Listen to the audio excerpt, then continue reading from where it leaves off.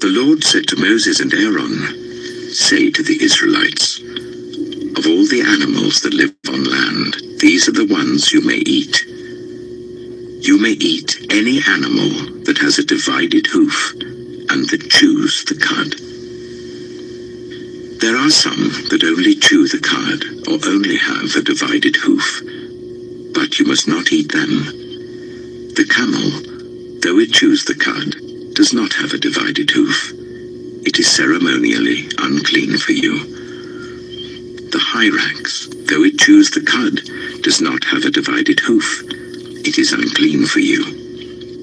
The rabbit, though it chews the cud, does not have a divided hoof. It is unclean for you. And the pig, though it has a divided hoof, does not chew the cud. It is unclean for you. You must not eat their meat or touch their carcasses. They are unclean for you. Of all the creatures living in the water of the seas and the streams, you may eat any that have fins and scales. But all creatures in the seas or streams that do not have fins and scales, whether among all the swarming things or among all the other living creatures in the water, you are to regard as unclean. And since you are to regard them as unclean, you must not eat their meat.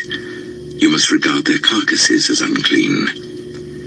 Anything living in the water that does not have fins and scales is to be regarded as unclean by you. These are the birds you are to regard as unclean and not eat, because they are unclean: the eagle, the vulture, the black vulture, the red kite, any kind of black kite, any kind of raven, the horned owl, the screech owl, the gull, any kind of hawk, the little owl, the cormorant, the great owl, the white owl, the desert owl, the osprey, the stork, any kind of heron, the hoopoe, and the bat. All flying insects that walk on all fours are to be regarded as unclean by you. There are, however, some flying insects that walk on all fours that you may eat. Those that have jointed legs for hopping on the ground. Of these, you may eat any kind of locust, cricket, cicada, or grasshopper. But all other flying insects that have 4 legs, you are to regard as unclean. You will make yourselves unclean by these. Whoever touches their carcass will be unclean till evening. Whoever picks up one of their carcasses must wash their clothes, and they will be unclean till evening. Every animal that does not have a divided hoof, or that does not chew the cud, is unclean for you. Whoever touches the carcass of any of them will be unclean. Of all the animals that walk on all fours, those that walk on their paws are unclean for you. Whoever touches their carcasses will be unclean till evening. Anyone who picks up their carcasses must wash their clothes, and they will be unclean till evening. These animals are unclean for you. Of the animals that move along the ground, these are unclean for you: the weasel, the rat, any kind of great lizard, the gecko, the monitor lizard, the wall lizard, the skink, and the chameleon. Of all those that move along the ground, these are unclean for you. Whoever touches them when they are dead will be unclean till evening. When one of them dies and falls on something, that article, whatever its use, will be unclean, whether it is made of wood, cloth, hide, or sackcloth. Put it in water. It will be unclean till evening, and then it will be clean. If one of them falls into a clay pot, everything in it will be unclean, and you must break the pot.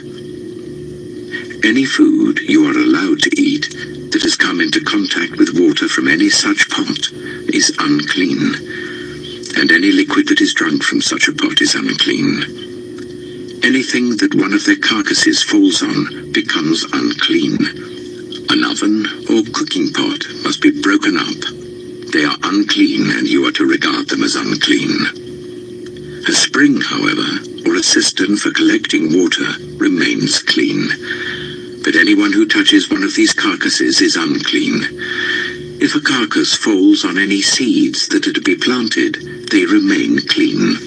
But if water has been put on the seed and a carcass falls on it, it is unclean for you. If an animal that you are allowed to eat dies, anyone who touches its carcass will be unclean till evening. Anyone who eats some of its carcass must wash their clothes, and they will be unclean till evening. Anyone who picks up the carcass must wash their clothes, and they will be unclean till evening. Every creature that moves along the ground is to be regarded as unclean. It is not to be eaten.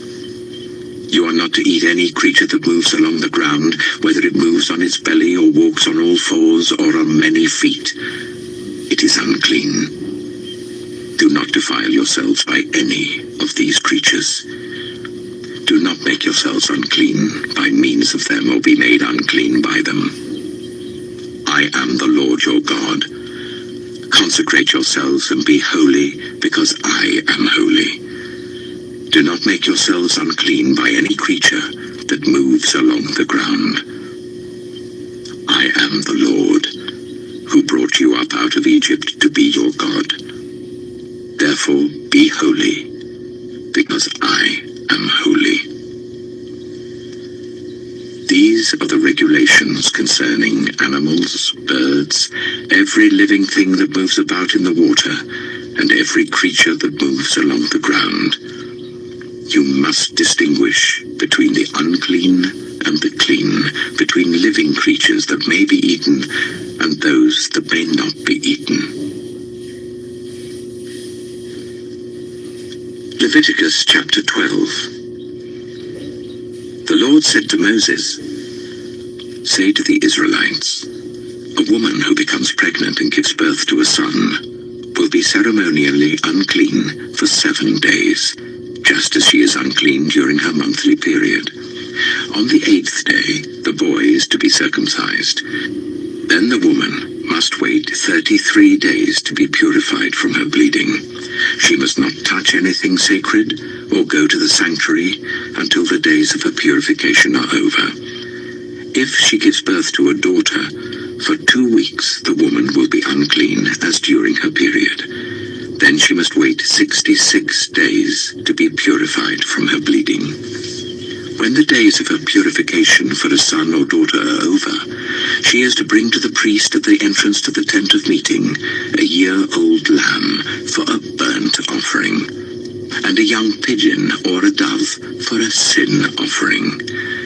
He shall offer them before the Lord to make atonement for her, and then she will be ceremonially clean from her flow of blood.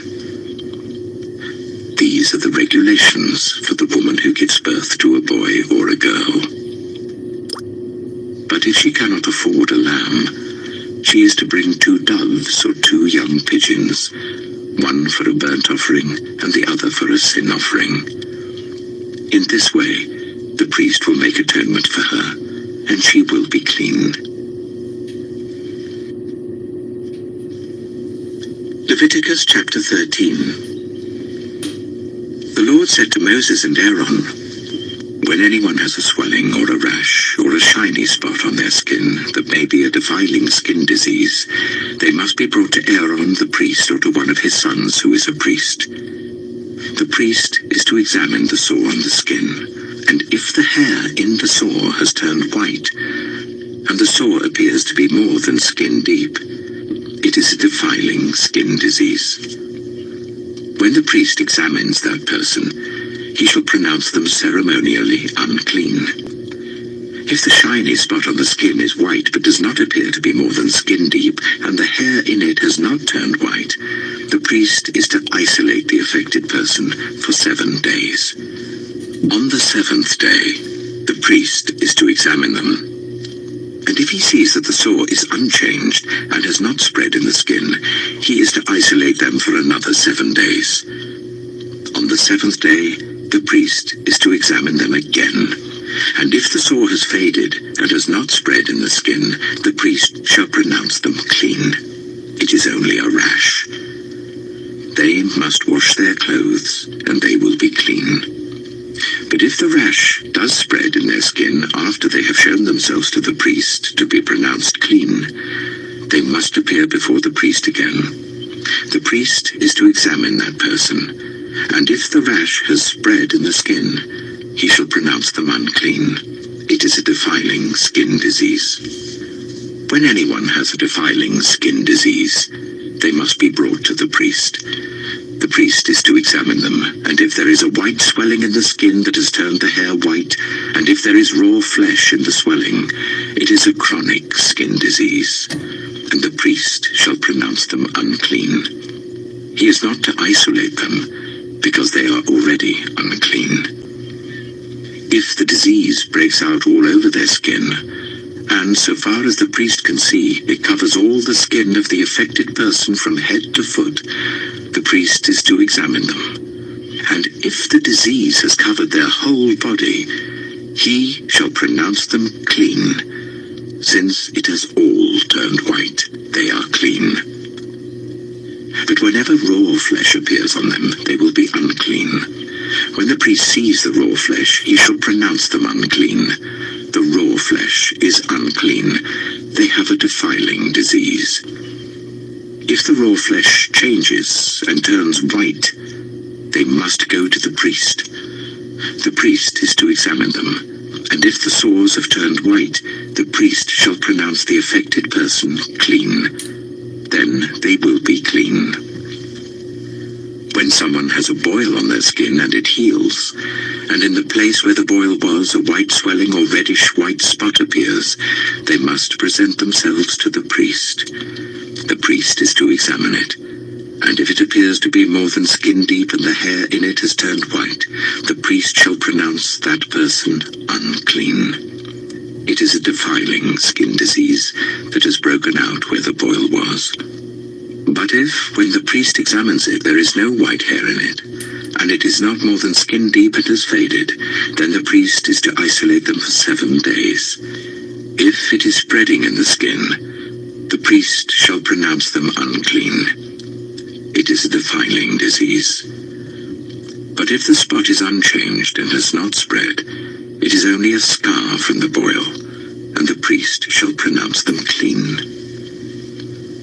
When someone has a burn on their skin, and a reddish white or white spot appears in the raw flesh of the burn, the priest is to examine the spot, and if the hair in it has turned white, and it appears to be more than skin deep, it is a defiling disease that has broken out in the burn. The priest shall pronounce them unclean. It is a defiling skin disease.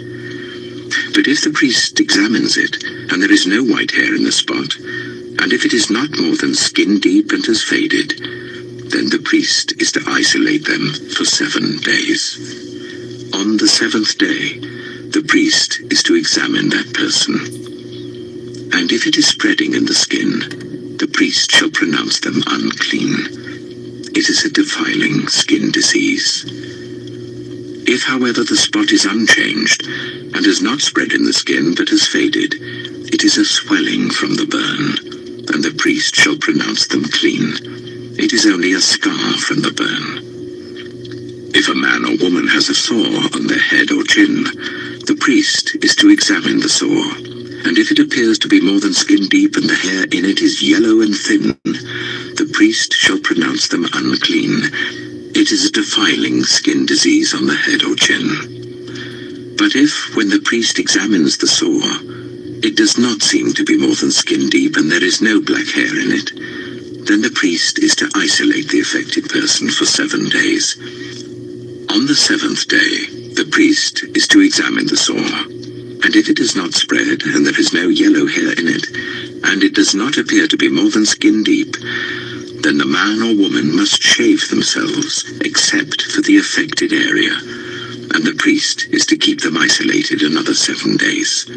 On the 7th day, the priest is to examine the sore, and if it has not spread in the skin and appears to be no more than skin deep, the priest shall pronounce them clean. They must wash their clothes, and they will be clean. But if the sore does spread in the skin after they are pronounced clean, the priest is to examine them, and if he finds that the sore has spread in the skin, he does not need to look for yellow hair. They are unclean. If, however, the sore is unchanged so far as the priest can see, and if black hair has grown in it, the affected person is healed. They are clean, and the priest shall pronounce them clean. When a man or woman has white spots on the skin, the priest is to examine them, and if the spots are dull white, it is a harmless rash that has broken out on the skin. They are clean. A man who has lost his hair and is bald is clean. If he has lost his hair from the front of his scalp and has a bald forehead, he is clean. But if he has a reddish-white sore on his bald head or forehead, it is a defiling disease breaking out on his head or forehead. The priest is to examine him, and if the swollen sore on his head or forehead is reddish-white like a defiling skin disease, the man is diseased and is unclean. The priest shall pronounce him unclean because of the sore on his head. Anyone with such a defiling disease must wear torn clothes, let their hair be unkempt, cover the lower part of their face and cry out, "Unclean, unclean." As long as they have the disease, they remain unclean. They must live alone. They must live outside the camp. As for any fabric that is spoiled with a defiling mold, any woolen or linen clothing, any woven or knitted material of linen or wool, any leather or anything made of leather, if the affected area in the fabric, the leather, the woven or knitted material, or any leather article is greenish or reddish, it is a defiling mold and must be shown to the priest. The priest is to examine the affected area and isolate the article for 7 days. On the 7th day he is to examine it, and if the mold has spread in the fabric, the woven or knitted material, or the leather, whatever its use, it is a persistent, defiling mold. The article is unclean. He must burn the fabric, the woven or knitted material of wool or linen, or any leather article that has been spoiled, because the defiling mold is persistent. The article must be burned. But if, when the priest examines it, the mold has not spread in the fabric, the woven or knitted material, or the leather article, he shall order that the spoiled article be washed. Then he is to isolate it for another 7 days. After the article has been washed, the priest is to examine it again. And if the mold has not changed its appearance, even though it has not spread, it is unclean. Burn it, no matter which side of the fabric has been spoiled. If, when the priest examines it, the mold has faded after the article has been washed, he is to tear the spoiled part out of the fabric, the leather, or the woven or knitted material. But if it reappears in the fabric, in the woven or knitted material, or in the leather article, it is a spreading mold. Whatever has the mold must be burned. Any fabric, woven or knitted material, or any leather article that has been washed and is rid of the mold, must be washed again. Then it will be clean. These are the regulations concerning defiling molds in woolen or linen clothing, woven or knitted material, or any leather article, for pronouncing them clean or unclean. Leviticus chapter 14. The Lord said to Moses, "These are the regulations for any diseased person at the time of their ceremonial cleansing when they are brought to the priest. The priest is to go outside the camp and examine them. If they have been healed of their defiling skin disease, the priest shall order that 2 live clean birds and some cedar wood, scarlet yarn and hyssop be brought for the person to be cleansed. Then the priest shall order that one of the birds be killed over fresh water in a clay pot. He is then to take the live bird and dip it, together with the cedar wood, the scarlet yarn and the hyssop, into the blood of the bird that was killed over the fresh water. he shall sprinkle the one to be cleansed of the defiling disease, and then pronounce them clean. After that, he is to release the live bird in the open fields. The person to be cleansed must wash their clothes, shave off all their hair, and bathe with water. Then they will be ceremonially clean. After this, they may come into the camp, but they must stay outside their tent for 7 days. On the 7th day, they must shave off all their hair. They must shave their head, their beard, their eyebrows, and the rest of their hair. They must wash their clothes and bathe themselves with water, and they will be clean. On the 8th day, they must bring 2 male lambs and 1 ewe lamb, a year old, each without defect, along with 3/10 of an ephah of the finest flour mixed with olive oil for a grain offering, and 1 log of oil. The priest who pronounces them clean shall present both the one to be cleansed and their offerings before the Lord at the entrance to the tent of meeting. Then the priest is to take 1 of the male lambs and offer it as a guilt offering, along with a log of oil. He shall wave them before the Lord as a wave offering. He is to slaughter the lamb in the sanctuary area where the sin offering and the burnt offering are slaughtered. Like the sin offering, the guilt offering belongs to the priest. It is most holy. The priest is to take some of the blood of the guilt offering and put it on the lobe of the right ear of the one to be cleansed, on the thumb of their right hand, and on the big toe of their right foot. The priest shall then take some of the log of oil, pour it in the palm of his own left hand, dip his right forefinger into the oil in his palm, and with his finger sprinkle some of it before the Lord 7 times. The priest is to put some of the oil remaining in his palm on the lobe of the right ear of the one to be cleansed, on the thumb of their right hand, and on the big toe of their right foot, on top of the blood of the guilt offering. The rest of the oil in his palm, the priest shall put on the head of the one to be cleansed, and make atonement for them before the Lord. Then the priest is to sacrifice the sin offering, and make atonement for the one to be cleansed from their uncleanness. After that, the priest shall slaughter the burnt offering, and offer it on the altar, together with the grain offering, and make atonement for them, and they will be clean.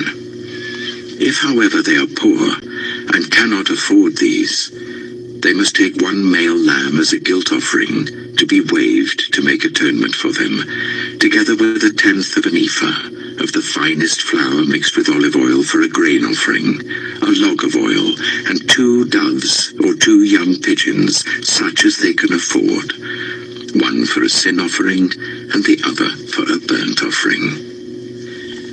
On the 8th day, they must bring them for their cleansing to the priest at the entrance to the tent of meeting before the Lord.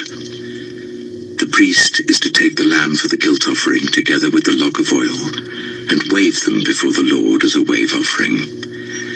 He shall slaughter the lamb for the guilt offering, and take some of its blood and put it on the lobe of the right ear of the one to be cleansed, on the thumb of their right hand, and on the big toe of their right foot. The priest is to pour some of the oil into the palm of his own left hand, and with his right forefinger sprinkle some of the oil from his palm 7 times before the Lord. Some of the oil in his palm he is to put on the same places he put the blood of the guilt offering, on the lobe of the right ear of the one to be cleansed, on the thumb of their right hand, and on the big toe of their right foot. The rest of the oil in his palm the priest shall put on the head of the one to be cleansed, to make atonement for them before the Lord. Then he shall sacrifice the doves or the young pigeons, such as the person can afford, 1 as a sin offering and the other as a burnt offering, together with the grain offering. In this way, the priest will make atonement before the Lord on behalf of the one to be cleansed. These are the regulations for anyone who has a defiling skin disease and who cannot afford the usual offerings for their cleansing. The Lord said to Moses and Aaron, "When you enter the land of Canaan, which I am giving you as your possession, and I put a spreading mold in a house in that land, The owner of the house must go and tell the priest, "I have seen something that looks like a defiling mold in my house." The priest is to order the house to be emptied before he goes in to examine the mold, so that nothing in the house will be pronounced unclean. After this, the priest is to go in and inspect the house. He is to examine the mold on the walls, and if it has greenish or reddish depressions that appear to be deeper than the surface of the wall, the priest shall go out of the doorway of the house and close it up for 7 days. On the 7th day, the priest shall return to inspect the house. If the mold has spread on the walls, he is to order that the contaminated stones be torn out and thrown into an unclean place outside the town. He must have all the inside walls of the house scraped, and the material that is scraped off dumped into an unclean place outside the town. Then they are to take other stones to replace these, and to take new clay and plaster the house. If the defiling mold reappears in the house after the stones have been torn out and the house scraped and plastered, the priest is to go and examine it. And if the mold has spread in the house, it is a persistent defiling mold. The house is unclean. It must be torn down, its stones, timbers, and all the plaster, and taken out of the town to an unclean place. Anyone who goes into the house while it is closed up will be unclean till evening. Anyone who sleeps or eats in the house must wash their clothes. But if the priest comes to examine it and the mold has not spread after the house has been plastered, he shall pronounce the house clean because the defiling mold is gone. To purify the house, he is to take 2 birds and some cedar wood, scarlet yarn, and hyssop. He shall kill one of the birds over fresh water in a clay pot. Then he is to take the cedar wood, the hyssop, the scarlet yarn, and the live bird, dip them into the blood of the dead bird and the fresh water, and sprinkle the house 7 times. He shall purify the house with the bird's blood, the fresh water, the live bird, the cedar wood, the hyssop, and the scarlet yarn. Then he is to release the live bird in the open fields outside the town. In this way, he will make atonement for the house, and it will be clean. These are the regulations for any defiling skin disease, for a sore, for defiling molds in fabric or in a house, and for a swelling, a rash, or a shiny spot, to determine when something is clean or unclean. These are the regulations for defiling skin diseases and defiling molds. Leviticus chapter 15. The Lord said to Moses and Aaron, "Speak to the Israelites and say to them, when any man has an unusual bodily discharge, such a discharge is unclean. Whether it continues flowing from his body or is blocked, it will make him unclean. This is how his discharge will bring about uncleanness. Any bed the man with a discharge lies on will be unclean, and anything he sits on will be unclean. Anyone who touches his bed must wash their clothes and bathe with water, and they will be unclean till evening. Whoever sits on anything that the man with the discharge sat on must wash their clothes and bathe with water, and they will be unclean till evening. Whoever touches the man who has a discharge must wash their clothes and bathe with water, and they will be unclean till evening.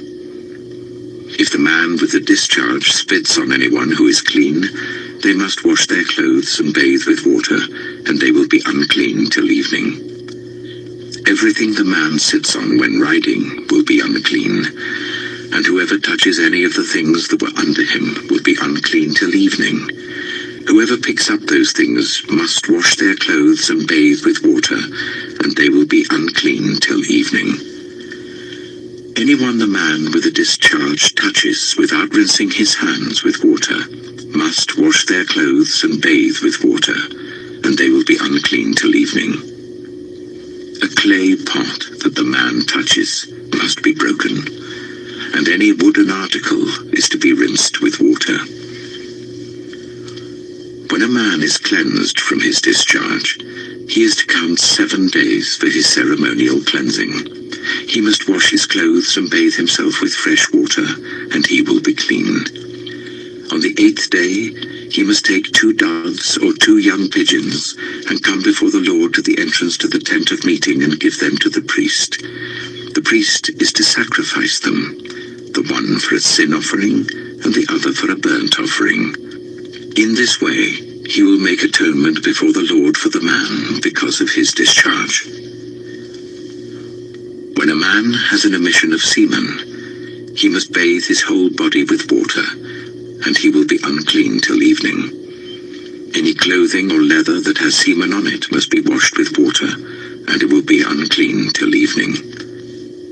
When a man has sexual relations with a woman, and there is an emission of semen, both of them must bathe with water, and they will be unclean till evening.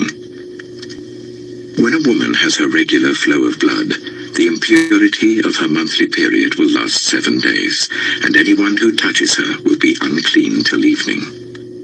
Anything she lies on during her period will be unclean, and anything she sits on will be unclean. Anyone who touches her bed will be unclean.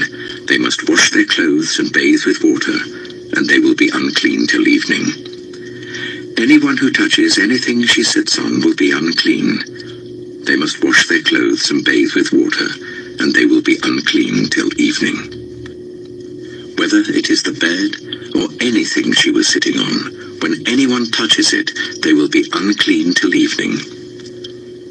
If a man has sexual relations with her, and her monthly flow touches him, he will be unclean for 7 days.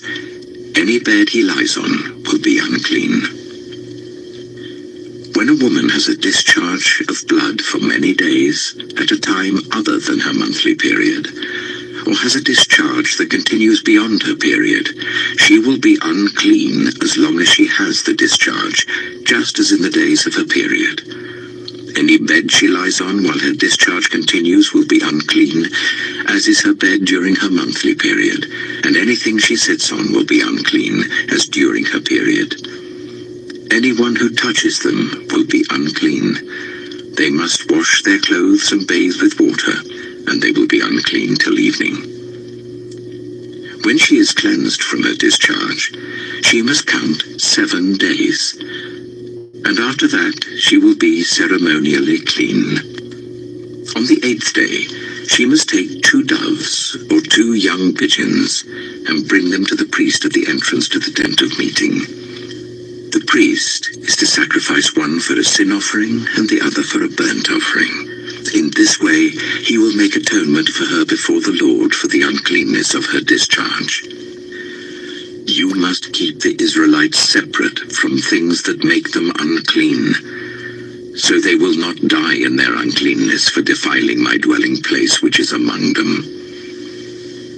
These are the regulations for a man with a discharge, for anyone made unclean by an emission of semen, for a woman in her monthly period, for a man or woman with a discharge, and for a man who has sexual relations with a woman who is ceremonially unclean. Leviticus chapter 16. The Lord spoke to Moses after the death of the 2 sons of Aaron, who died when they approached the Lord. The Lord said to Moses, "Tell your brother Aaron that he is not to come whenever he chooses into the most holy place behind the curtain in front of the atonement cover on the ark, or else he will die. For I will appear in the cloud over the atonement cover. This is how Aaron is to enter the most holy place. He must first bring a young bull for a sin offering and a ram for a burnt offering. He is to put on the sacred linen tunic with linen undergarments next to his body. He is to tie the linen sash round him and put on the linen turban. These are sacred garments, so he must bathe himself with water before he puts them on.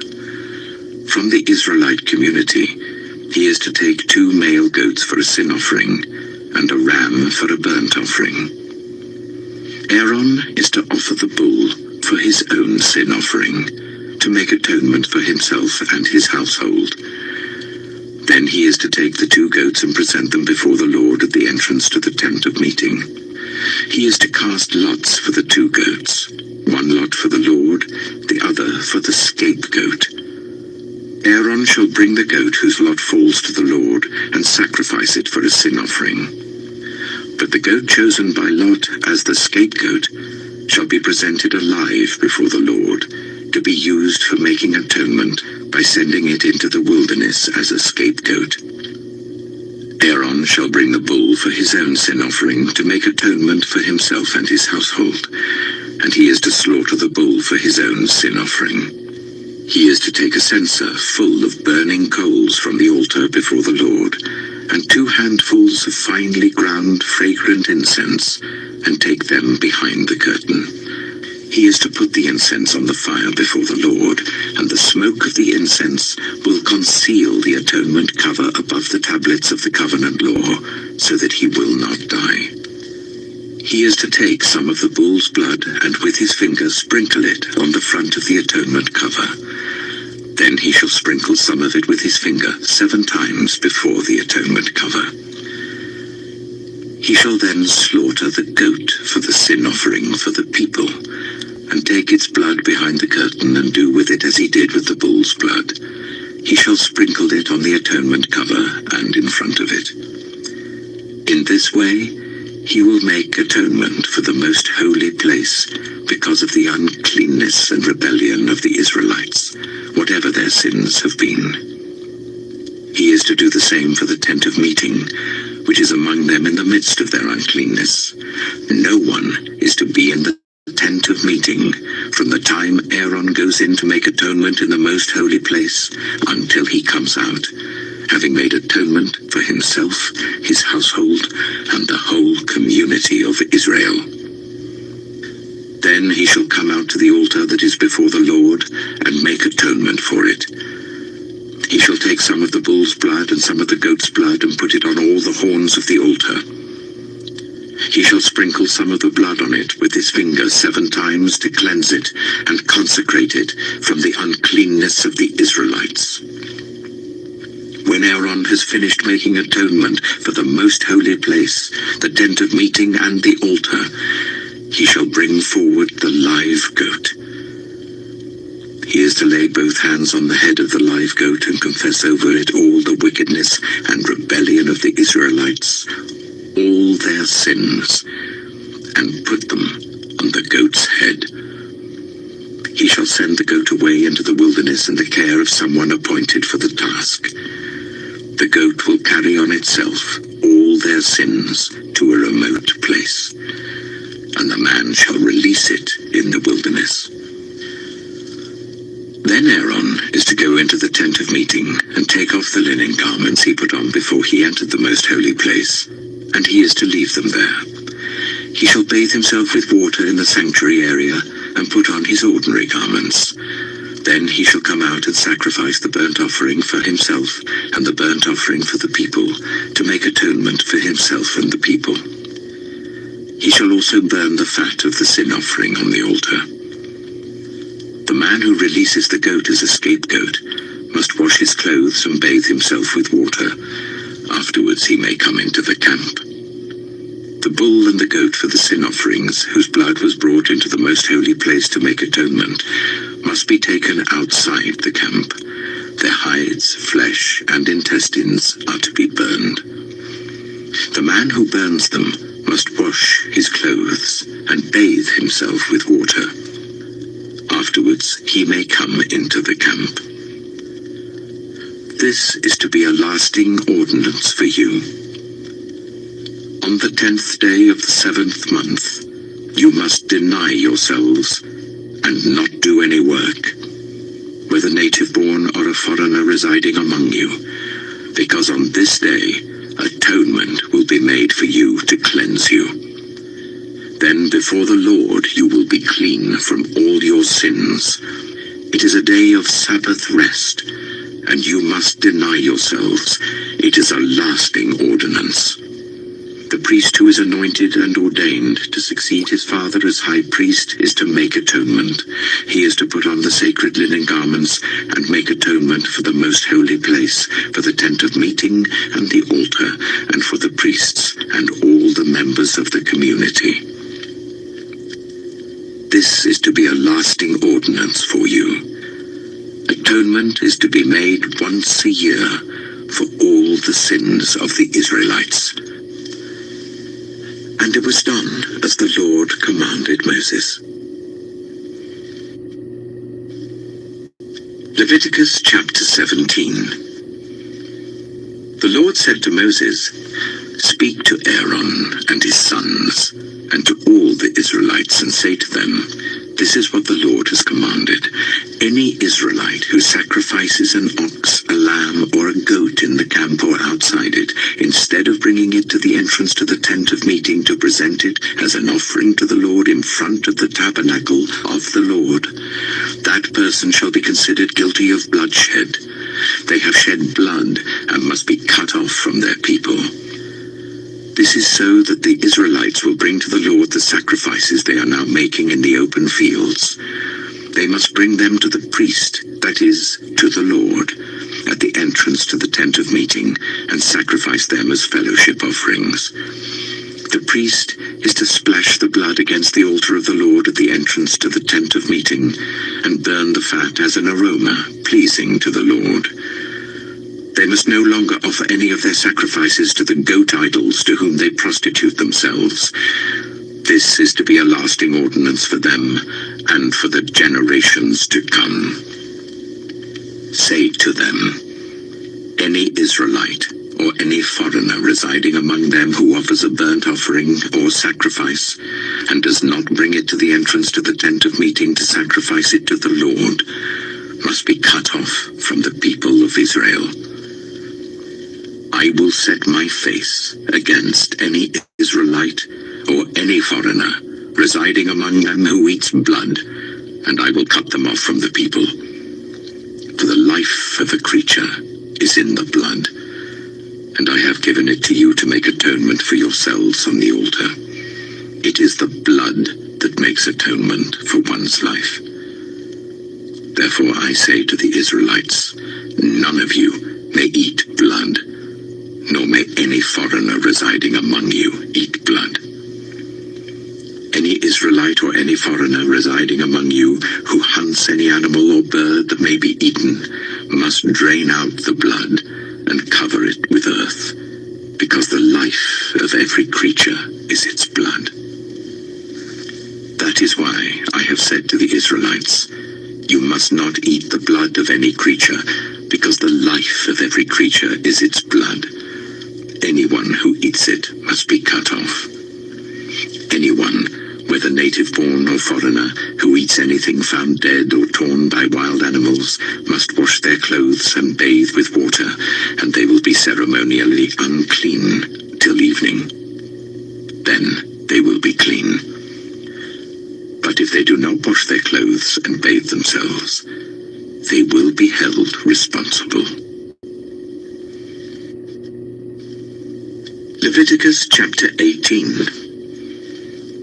The Lord said to Moses, "Speak to the Israelites, and say to them, I am the Lord your God.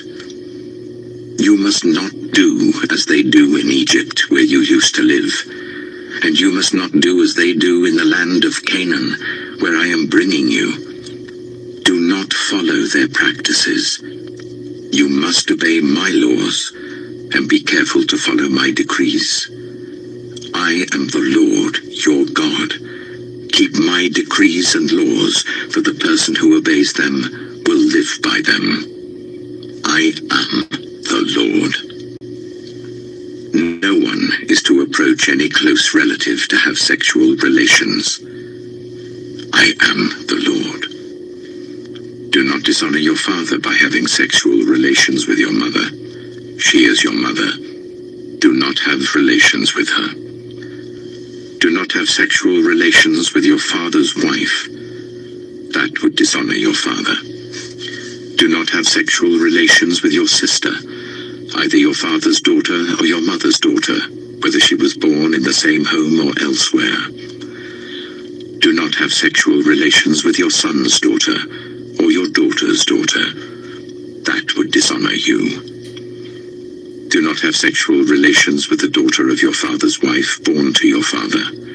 She is your sister. Do not have sexual relations with your father's sister. She is your father's close relative. Do not have sexual relations with your mother's sister, because she is your mother's close relative.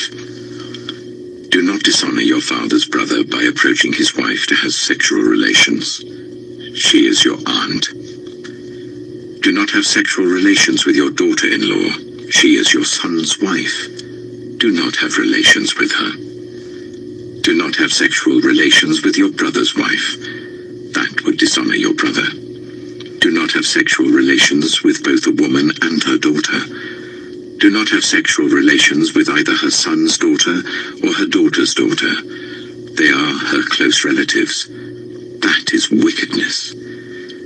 Do not take your wife's sister as a rival wife and have sexual relations with her while your wife is living. Do not approach a woman to have sexual relations during the uncleanness of her monthly period. Do not have sexual relations with your neighbor's wife and defile yourself with her. Do not give any of your children to be sacrificed to Moloch, for you must not profane the name of your God. I am the Lord. Do not have sexual relations with a man as one does with a woman. That is detestable. Do not have sexual relations with an animal and defile yourself with it.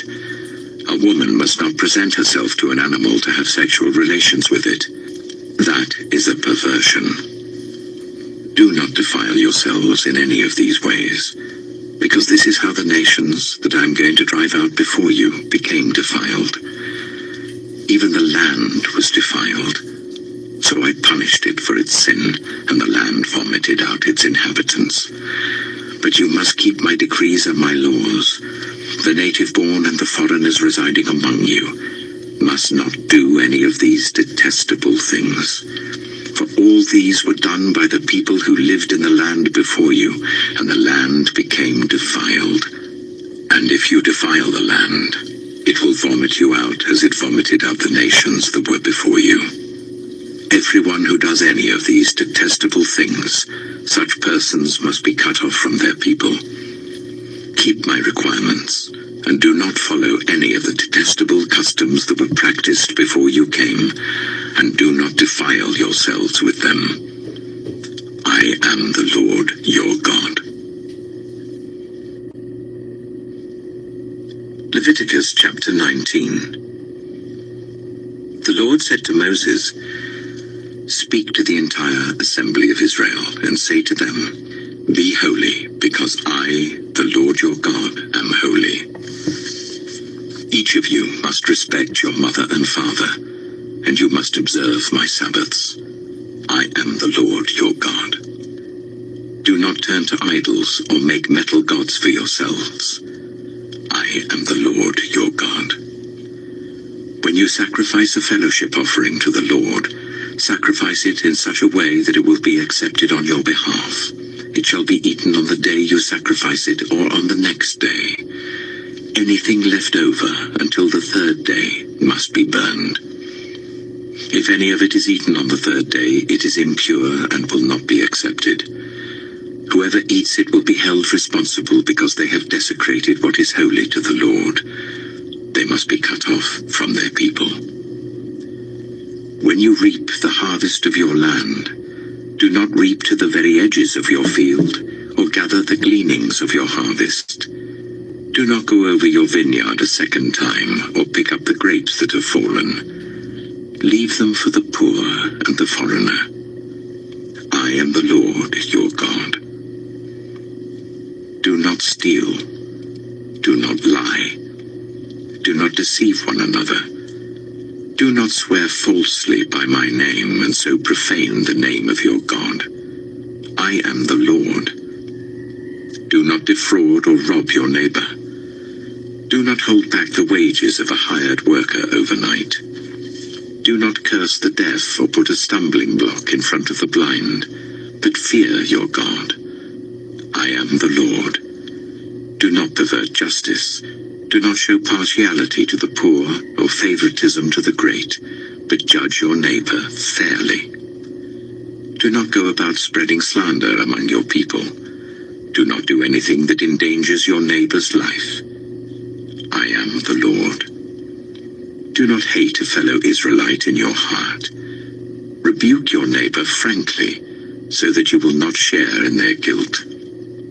Do not seek revenge or bear a grudge against anyone among your people, but love your neighbor as yourself. I am the Lord. Keep my decrees. Do not mate different kinds of animals. Do not plant your field with two kinds of seed. Do not wear clothing woven of two kinds of material. If a man sleeps with a female slave who is promised to another man, but who has not been ransomed or given her freedom, there must be due punishment. Yet they are not to be put to death, because she had not been freed. The man, however, must bring a ram to the entrance to the tent of meeting for a guilt offering to the Lord. With the ram of the guilt offering, the priest is to make atonement for him before the Lord for the sin he has committed, and his sin will be forgiven. When you enter the land and plant any kind of fruit tree, regard its fruit as forbidden. For 3 years you are to consider it forbidden. It must not be eaten. In the 4th year, all its fruit will be holy, an offering of praise to the Lord.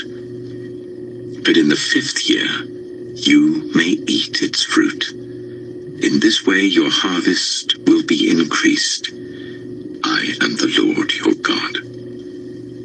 Do not eat any meat with the blood still in it. Do not practice divination or seek omens. Do not cut the hair at the sides of your head or clip off the edges of your beard. Do not cut your bodies for the dead or put tattoo marks on yourselves. I am the Lord.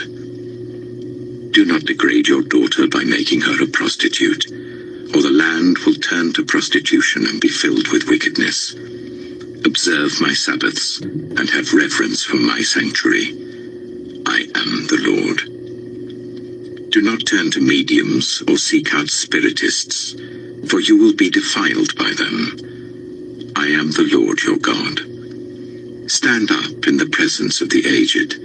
Show respect for the elderly and revere your God. I am the Lord. When a foreigner resides among you in your land, do not ill-treat them. The foreigner residing among you must be treated as your native-born. Love them as yourself, for you were foreigners in Egypt. I am the Lord your God. Do not use dishonest standards when measuring length, weight, or quantity. Use honest scales and honest weights, an honest ephah and an honest hin. I am the Lord your God who brought you out of Egypt. Keep all my decrees and all my laws and follow them. I am the Lord. Leviticus chapter 20. The Lord said to Moses, say to the Israelites, any Israelite or any foreigner residing in Israel who sacrifices any of his children to Molech is to be put to death. The members of the community are to stone him. I myself will set my face against him and will cut him off from his people, for by sacrificing his children to Molech, he has defiled my sanctuary and profaned my holy name. If the members of the community close their eyes when that man sacrifices one of his children to Molech, and if they fail to put him to death, I myself will set my face against him and his family, and will cut them off from their people, together with all who follow him in prostituting themselves to Molech. I will set my face against anyone who turns to mediums and spiritists to prostitute themselves by following them, and I will cut them off from their people. Consecrate yourselves and be holy, because I am the Lord your God. Keep my decrees and follow them. I am the Lord who makes you holy. Anyone who curses their father or mother is to be put to death. Because they have cursed their father or mother, their blood will be on their own head.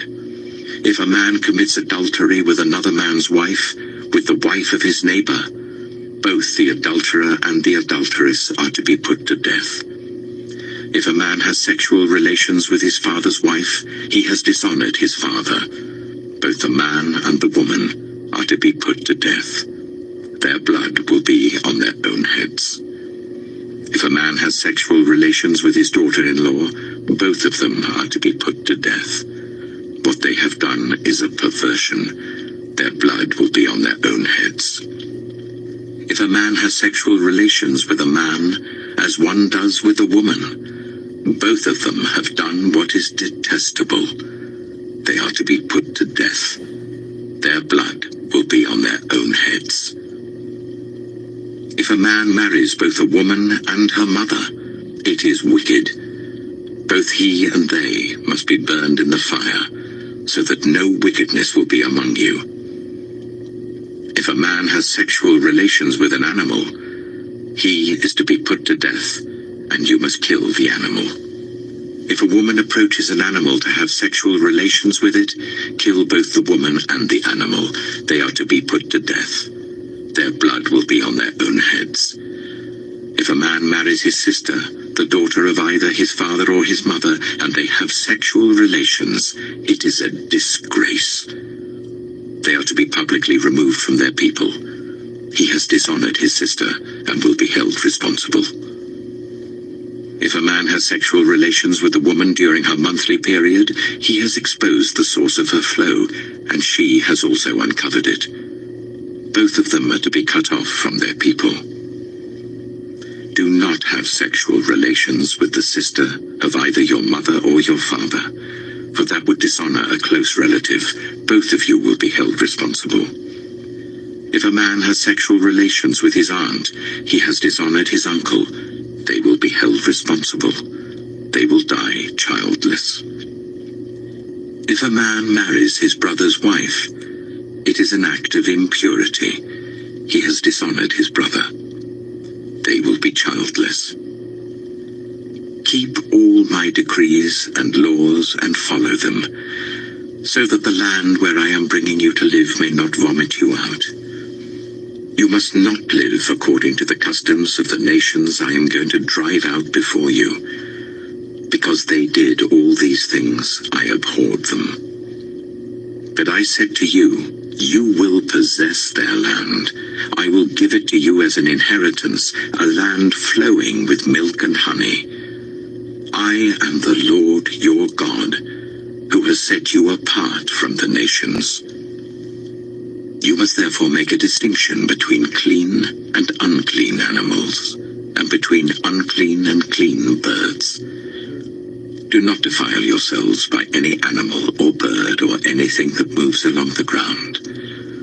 Those that I have set apart as unclean for you. You are to be holy to me because I, the Lord, am holy, and I have set you apart from the nations to be my own. A man or woman who is a medium or spiritist among you must be put to death. You are to stone them. Their blood will be on their own heads. Leviticus chapter 21. The Lord said to Moses, "Speak to the priests, the sons of Aaron, and say to them, a priest must not make himself ceremonially unclean for any of his people who die, except for a close relative, such as his mother or father, his son or daughter, his brother, or an unmarried sister who is dependent on him since she has no husband. For her he may make himself unclean. He must not make himself unclean for people related to him by marriage, and so defile himself. Priests must not shave their heads, or shave off the edges of their beards, or cut their bodies. They must be holy to their God, and must not profane the name of their God. because they present the food offerings to the Lord, the food of their God, they are to be holy. They must not marry women defiled by prostitution or divorced from their husbands, because priests are holy to their God. Regard them as holy, because they offer up the food of your God. Consider them holy, because I, the Lord, am holy. I who make you holy. If a priest's daughter defiles herself by becoming a prostitute, she disgraces her father. She must be burned in the fire. The high priest, the one among his brothers who has had the anointing oil poured on his head, and who has been ordained to wear the priestly garments, must not let his hair become unkempt or tear his clothes. He must not enter a place where there is a dead body. He must not make himself unclean, even for his father or mother, nor leave the sanctuary of his God or desecrate it, because he has been dedicated by the anointing oil of his God. I am the Lord. The woman he marries must be a virgin. He must not marry a widow, a divorced woman, or a woman defiled by prostitution, but only a virgin from his own people, so that he will not defile his offspring among his people. I am the Lord who makes him holy. The Lord said to Moses, "Say to Aaron, for the generations to come, none of your descendants who has a defect may come near to offer the food of his God. No man who has any defect may come near. No man who is blind or lame, disfigured or deformed. No man with a crippled foot or hand, or who is a hunchback or a dwarf, or who has any eye defect, or who has festering or running sores or damaged testicles. No descendant of Aaron the priest who has any defect is to come near to present the food offerings to the Lord. He has a defect. He must not come near to offer the food of his God. He may eat the most holy food of his God, as well as the holy food. Yet because of his defect, he must not go near the curtain or approach the altar, and so desecrate my sanctuary. I am the Lord who makes them holy." So Moses told this to Aaron and his sons, and to all the Israelites. Leviticus chapter 22. The Lord said to Moses, "Tell Aaron and his sons to treat with respect the sacred offerings the Israelites consecrate to me, so that they will not profane my holy name. I am the Lord. Say to them, for the generations to come, if any of your descendants is ceremonially unclean and yet comes near the sacred offerings that the Israelites consecrate to the Lord, that person must be cut off from my presence. I am the Lord. If a descendant of Aaron has a defiling skin disease or a bodily discharge, he may not eat the sacred offerings until he is cleansed. He will also be unclean if he touches something defiled by a corpse, or by anyone who has an emission of semen, or if he touches any crawling thing that makes him unclean, or any person who makes him unclean, whatever the uncleanness may be. The one who touches any such thing will be unclean till evening. He must not eat any of the sacred offerings unless he has bathed himself with water. When the sun goes down, he will be clean. And after that, he may eat the sacred offerings, for they are his food. He must not eat anything found dead or torn by wild animals, and so become unclean through it. I am the Lord. The priests are to perform my service in such a way that they do not become guilty and die for treating it with contempt. I am the Lord who makes them holy. No one outside a priest's family may eat the sacred offering, nor may the guest of a priest or his hired worker eat it. But if a priest buys a slave with money, or if slaves are born in his household, they may eat his food. If a priest's daughter marries anyone other than a priest, she may not eat any of the sacred contributions. But if a priest's daughter becomes a widow, or is divorced, yet has no children, and she returns to live in her father's household as in her youth, she may eat her father's food. No unauthorized person, however, may eat it.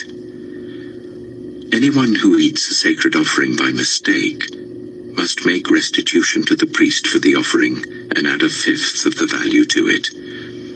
The priests must not desecrate the sacred offerings the Israelites present to the Lord by allowing them to eat the sacred offerings and so bring upon them guilt requiring payment. I am the Lord who makes them holy.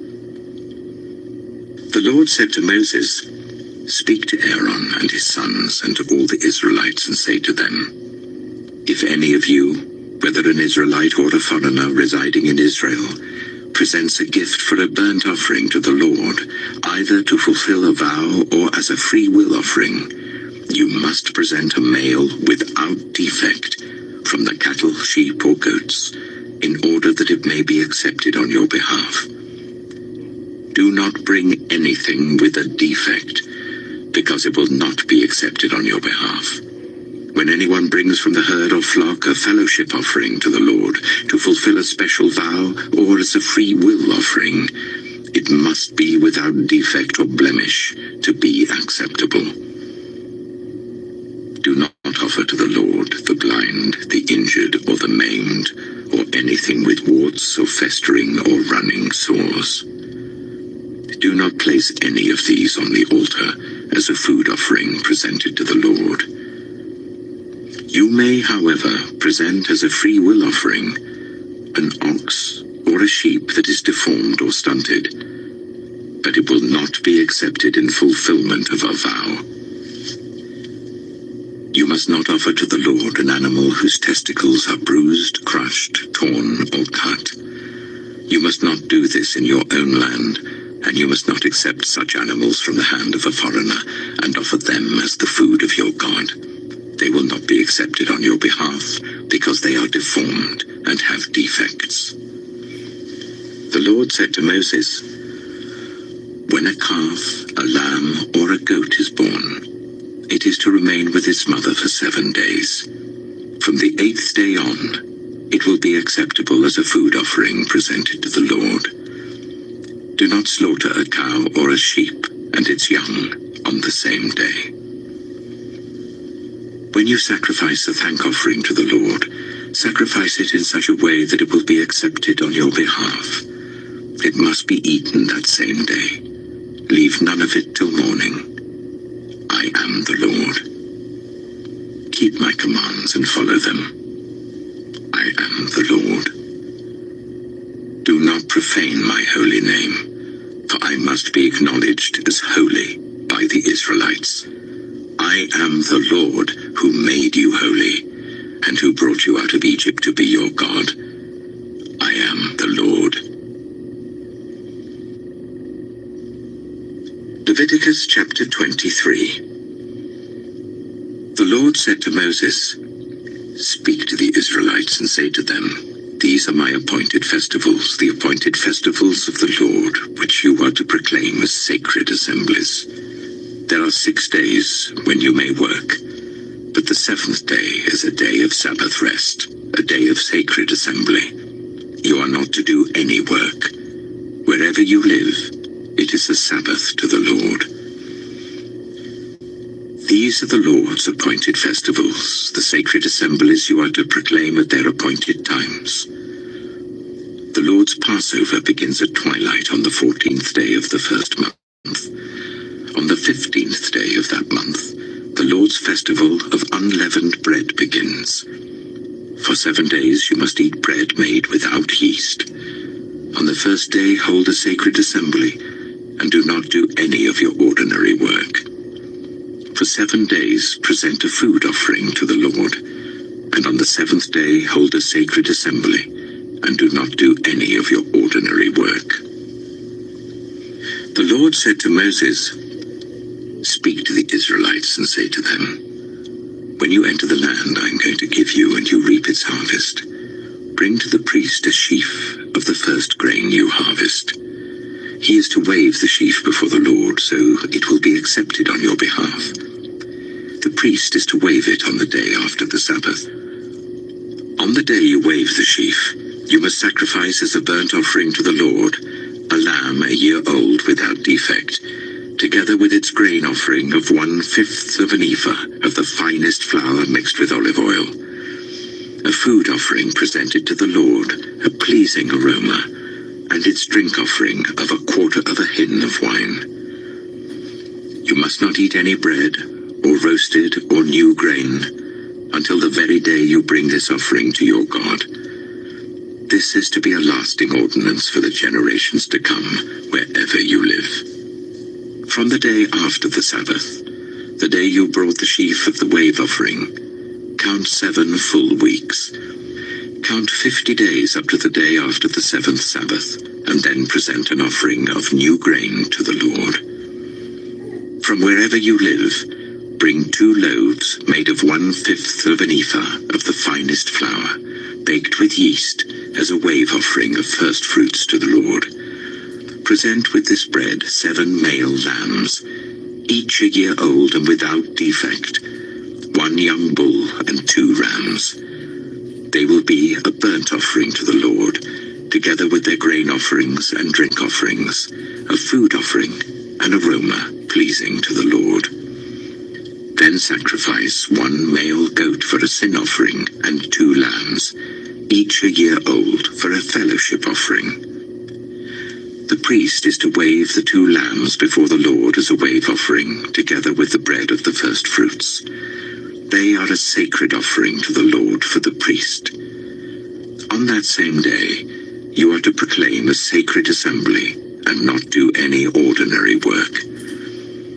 This is to be a lasting ordinance for the generations to come, wherever you live.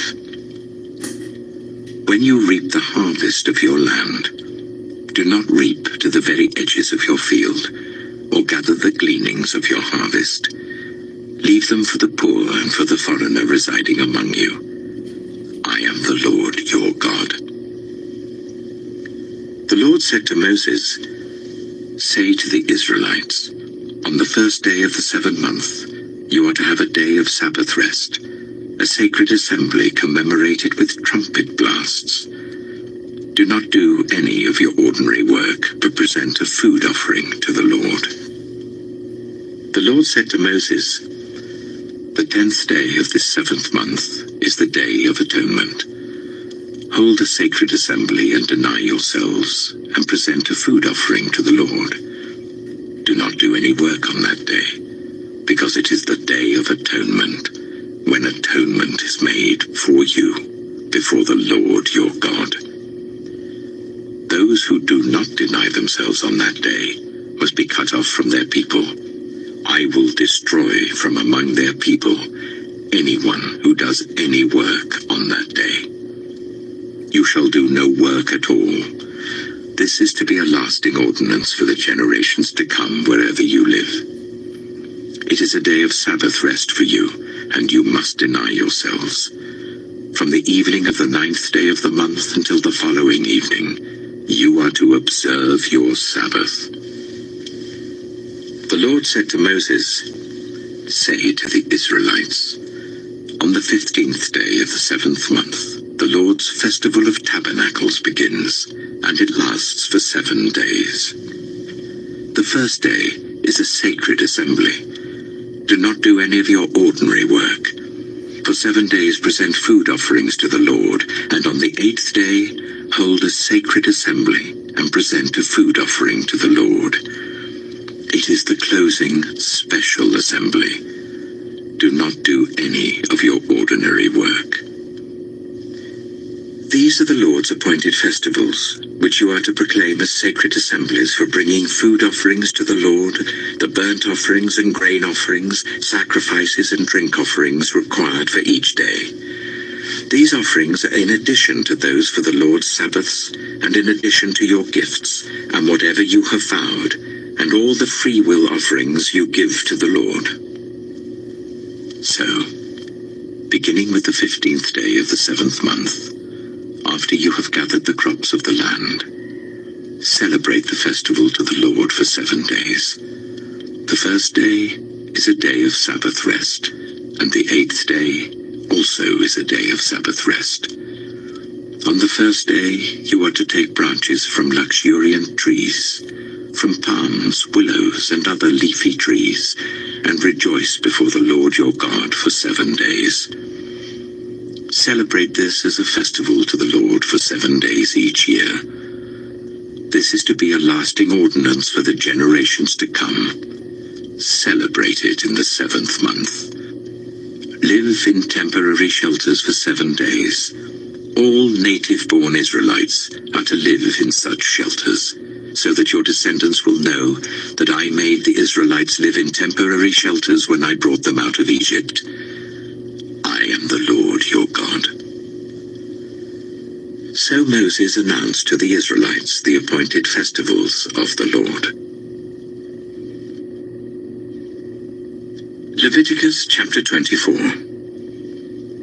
The Lord said to Moses, "Command the Israelites to bring you clear oil of pressed olives for the light, so that the lamps may be kept burning continually.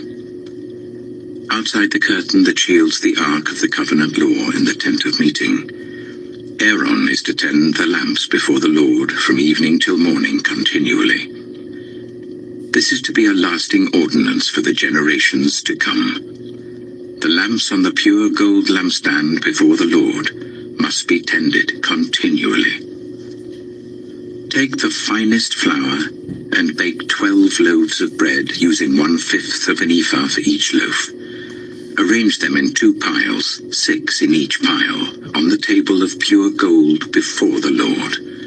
By each pile put some pure incense as a memorial portion, to represent the bread and to be a food offering presented to the Lord. This bread is to be set out before the Lord regularly, Sabbath after Sabbath, on behalf of the Israelites, as a lasting covenant. It belongs to Aaron and his sons, who are to eat it in the sanctuary area, because it is a most holy part of their perpetual share of the food offerings presented to the Lord." Now the son of an Israelite mother and an Egyptian father went out among the Israelites, and a fight broke out in the camp between him and an Israelite. The son of the Israelite woman used the name blasphemously with a curse, so they brought him to Moses. His mother's name was Shelomith, the daughter of Dibri the Danite. They put him in custody until the will of the Lord should be made clear to them. Then the Lord said to Moses, "Take the blasphemer outside the camp. All those who heard him are to lay their hands on his head, and the entire assembly is to stone him. Say to the Israelites, anyone who curses their God will be held responsible. Anyone who uses the name of the Lord blasphemously is to be put to death. The entire assembly must stone them, whether foreigner or native born. When they use the name blasphemously, they are to be put to death. Anyone who takes the life of a human being is to be put to death. Anyone who takes the life of someone's animal must make restitution, life for life. Anyone who injures their neighbor is to be injured in the same manner, fracture for fracture, eye for eye, tooth for tooth. The one who has inflicted the injury must suffer the same injury. Whoever kills an animal must make restitution, but whoever kills a human being is to be put to death. You are to have the same law for the foreigner and the native born. I am the Lord your God." Then Moses spoke to the Israelites, and they took the blasphemer outside the camp and stoned him. The Israelites did as the Lord commanded Moses. Leviticus chapter 25. The Lord said to Moses at Mount Sinai, "Speak to the Israelites and say to them, when you enter the land I am going to give you, the land itself must observe a Sabbath to the Lord. For 6 years sow your fields, and for 6 years prune your vineyards and gather their crops. But in the 7th year, the land is to have a year of Sabbath rest, a Sabbath to the Lord. Do not sow your fields or prune your vineyards. Do not reap what grows of itself, or harvest the grapes of your untended vines. The land is to have a year of rest. Whatever the land yields during the Sabbath year will be food for you, for yourself, your male and female servants, and the hired worker and the temporary resident who live among you, as well as for your livestock and the wild animals in your land. Whatever the land produces may be eaten. Count 7 Sabbath years, 7 times 7 years, so that the 7 Sabbath years amount to a period of 49 years. Then sound the trumpet everywhere on the 10th day of the 7th month. On the Day of Atonement, sound the trumpet throughout your land. Consecrate the 50th year and proclaim liberty throughout the land to all its inhabitants. It shall be a jubilee for you. Each of you is to return to your family property and to your own clan. The 50th year shall be a jubilee for you. Do not sow and do not reap what grows of itself, or harvest the untended vines, for it is a jubilee and is to be holy for you. Eat only what is taken directly from the fields. In this year of jubilee, everyone is to return to their own property. If you sell land to any of your own people or buy land from them, do not take advantage of each other. You are to buy from your own people on the basis of the number of years since the Jubilee, and they are to sell to you on the basis of the number of years left for harvesting crops. When the years are many, you are to increase the price, and when the years are few, you are to decrease the price, because what is really being sold to you is the number of crops. Do not take advantage of each other, but fear your God. I am the Lord your God. Follow my decrees and be careful to obey my laws, and you will live safely in the land. Then the land will yield its fruit, and you will eat your fill and live there in safety. You may ask, what will we eat in the 7th year if we do not plant or harvest our crops? I will send you such a blessing in the 6th year that the land will yield enough for 3 years. While you plant during the 8th year, you will eat from the old crop and will continue to eat from it until the harvest of the 9th year comes in. The land must not be sold permanently because the land is mine, and you reside in my land as foreigners and strangers. Throughout the land that you hold as a possession, you must provide for the redemption of the land.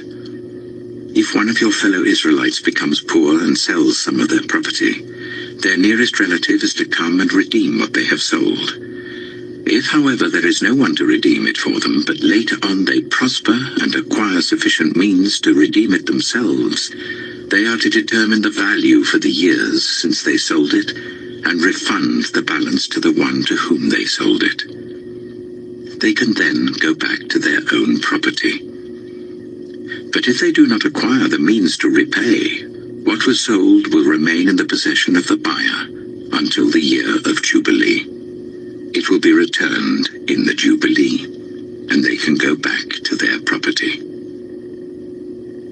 Anyone who sells a house in a walled city retains the right of redemption a full year after its sale. During that time, the seller may redeem it. If it is not redeemed before a full year has passed, the house in the walled city shall belong permanently to the buyer and the buyer's descendants. It is not to be returned in the Jubilee.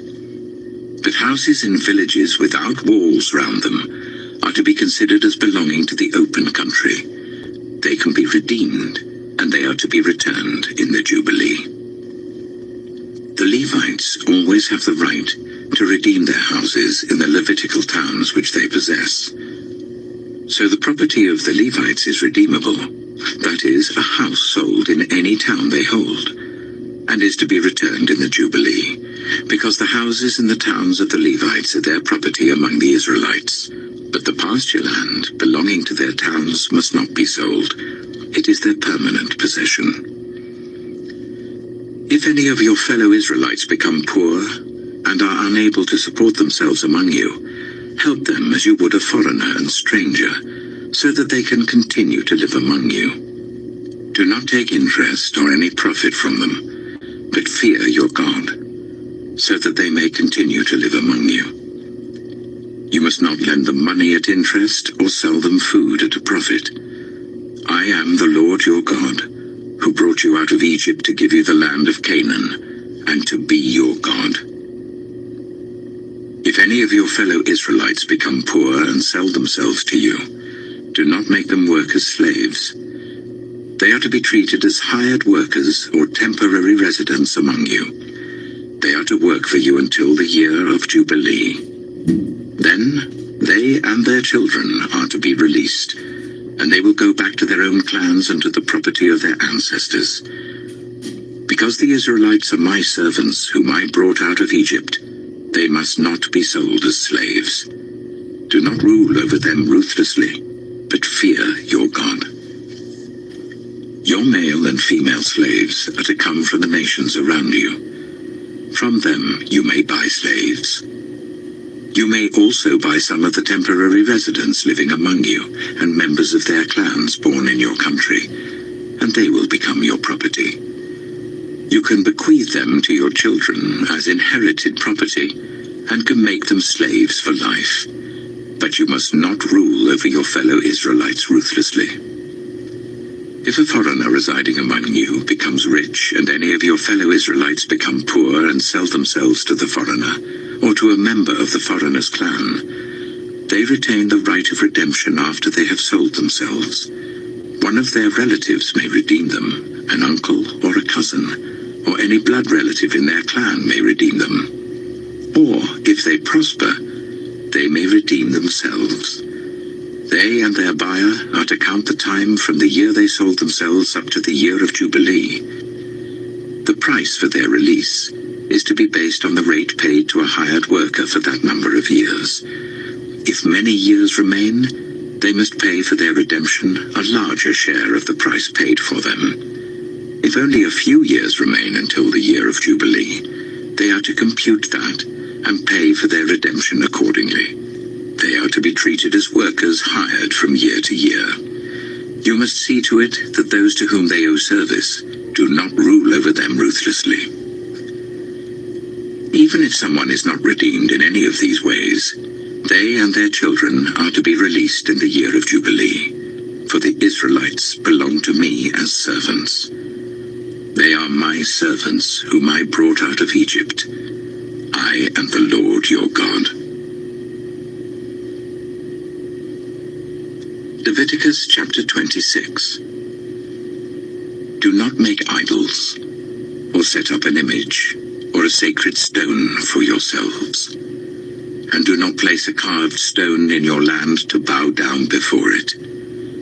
I am the Lord your God. Observe my Sabbaths and have reverence for my sanctuary. I am the Lord. If you follow my decrees and are careful to obey my commands, I will send you rain in its season, and the ground will yield its crops and the trees their fruit.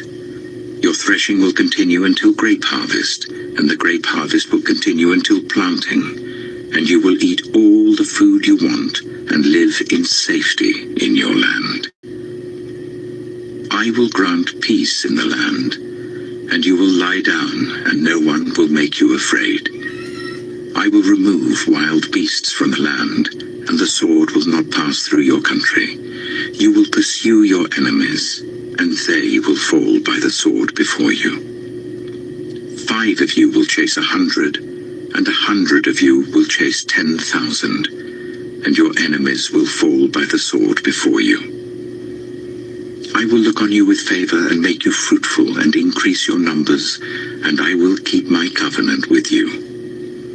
You will still be eating last year's harvest, when you will have to move it out to make room for the new. I will put my dwelling place among you, and I will not abhor you. I will walk among you and be your God, and you will be my people. I am the Lord your God, who brought you out of Egypt, so that you would no longer be slaves to the Egyptians. I broke the bars of your yoke and enabled you to walk with heads held high. But if you will not listen to me and carry out all these commands, and if you reject my decrees and abhor my laws and fail to carry out all my commands and so violate my covenant, then I will do this to you. I will bring on you sudden terror, wasting diseases, and fever that will destroy your sight and sap your strength. You will plant seed in vain, because your enemies will eat it.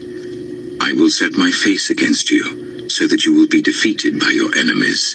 Those who hate you will rule over you, and you will flee even when no one is pursuing you. If after all this you will not listen to me, I will punish you for your sins 7 times over. I will break down your stubborn pride and make the sky above you like iron and the ground beneath you like bronze. Your strength will be spent in vain because your soil will not yield its crops, nor will the trees of your land yield their fruit. If you remain hostile towards me and refuse to listen to me, I will multiply your afflictions 7 times over as your sins deserve. I will send wild animals against you, and they will rob you of your children, destroy your cattle, and make you so few in number that your roads will be deserted. If, in spite of these things, you do not accept my correction but continue to be hostile towards me, I myself will be hostile towards you, and will afflict you for your sins 7 times over. And I will bring the sword on you to avenge the breaking of the covenant. When you withdraw into your cities, I will send a plague among you, and you will be given into enemy hands.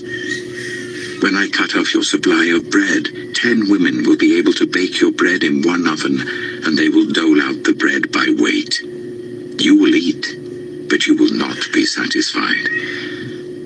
If, in spite of this, you still do not listen to me but continue to be hostile towards me, then in my anger I will be hostile towards you, and I myself will punish you for your sins 7 times over. You will eat the flesh of your sons and the flesh of your daughters. I will destroy your high places, cut down your incense altars, and pile your dead bodies on the lifeless forms of your idols. And I will abhor you. I will turn your cities into ruins and lay waste your sanctuaries, and I will take no delight in the pleasing aroma of your offerings. I myself will lay waste the land, so that your enemies who live there will be appalled. I will scatter you among the nations and will draw out my sword and pursue you. Your land will be laid waste and your cities will lie in ruins. Then the land will enjoy its Sabbath years all the time that it lies desolate, and you are in the country of your enemies. Then the land will rest and enjoy its Sabbaths. All the time that it lies desolate, the land will have the rest it did not have during the Sabbaths you lived in it. As for those of you who are left, I will make their hearts so fearful in the lands of their enemies that the sound of a wind-blown leaf will put them to flight. They will run as though fleeing from the sword, and they will fall, even though no one is pursuing them. They will stumble over one another, as though fleeing from the sword, even though no one is pursuing them. So you will not be able to stand before your enemies. You will perish among the nations. The land of your enemies will devour you. Those of you who are left will waste away in the lands of their enemies because of their sins. Also because of their ancestors' sins, they will waste away. But if they will confess their sins and the sins of their ancestors, their unfaithfulness and their hostility towards me, which made me hostile towards them, so that I sent them into the land of their enemies, then, when their uncircumcised hearts are humbled and they pay for their sin, I will remember my covenant with Jacob and my covenant with Isaac and my covenant with Abraham, and I will remember the land. For the land will be deserted by them, and will enjoy its Sabbaths while it lies desolate without them. They will pay for their sins because they rejected my laws and abhorred my decrees. Yet, in spite of this, when they are in the land of their enemies, I will not reject them or abhor them, so as to destroy them completely, breaking my covenant with them. I am the Lord their God. But for their sake I will remember the covenant with their ancestors, whom I brought out of Egypt in the sight of the nations to be their God. I am the Lord.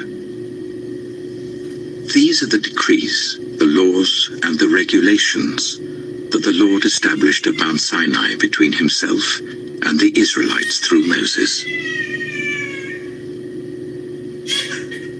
Leviticus chapter 27. The Lord said to Moses, "Speak to the Israelites and say to them, if anyone makes a special vow to dedicate a person to the Lord by giving the equivalent value, set the value of a male between the ages of 20 and 60 at 50 shekels of silver, according to the sanctuary shekel. For a female, set her value at 30 shekels. For a person between the ages of 5 and 20, set the value of a male at 20 shekels and of a female at 10 shekels. For a person between 1 month and 5 years, set the value of a male at 5 shekels of silver, and that of a female at 3 shekels of silver.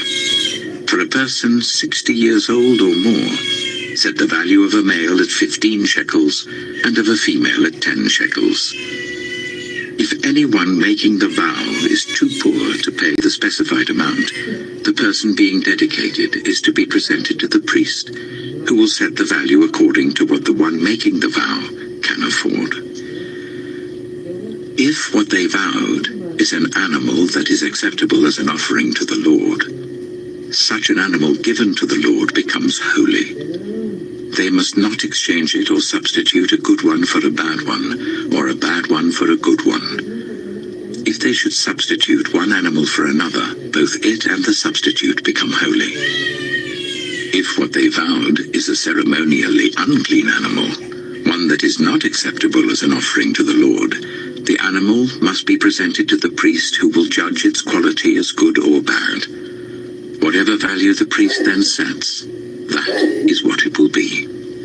If the owner wishes to redeem the animal, a fifth must be added to its value. If anyone dedicates their house as something holy to the Lord, the priest will judge its quality as good or bad. Whatever value the priest then sets, so it will remain. If the one who dedicates their house wishes to redeem it, they must add a fifth to its value, and the house will again become theirs. If anyone dedicates to the Lord part of their family land, its value is to be set according to the amount of seed required for it, 50 shekels of silver to a homer of barley seed. If they dedicate a field during the year of Jubilee, the value that has been set remains.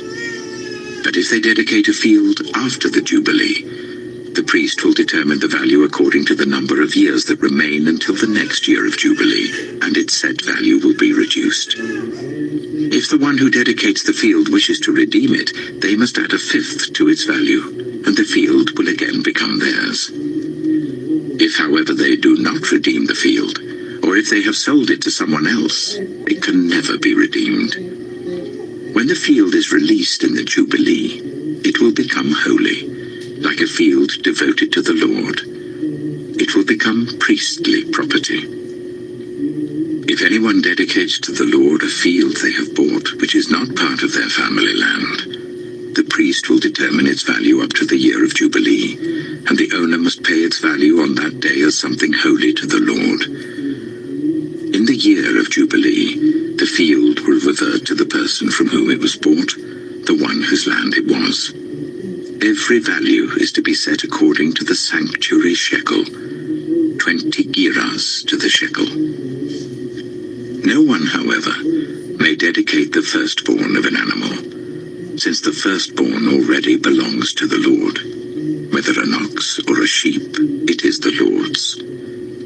If it is one of the unclean animals, it may be bought back at its set value, adding a fifth of the value to it. If it is not redeemed, it is to be sold at its set value.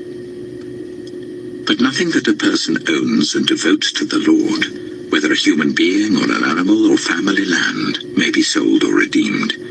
Everything so devoted is most holy to the Lord. No one devoted to destruction may be ransomed. They are to be put to death. A tithe of everything from the land, whether grain from the soil or fruit from the trees, belongs to the Lord. It is holy to the Lord. Whoever would redeem any of their tithe must add a fifth of the value to it.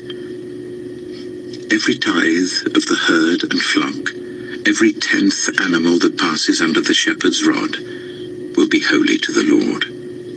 No one may pick out the good from the bad, or make any substitution. If anyone does make a substitution, both the animal and its substitute become holy and cannot be redeemed. These are the commands the Lord gave Moses at Mount Sinai for the Israelites.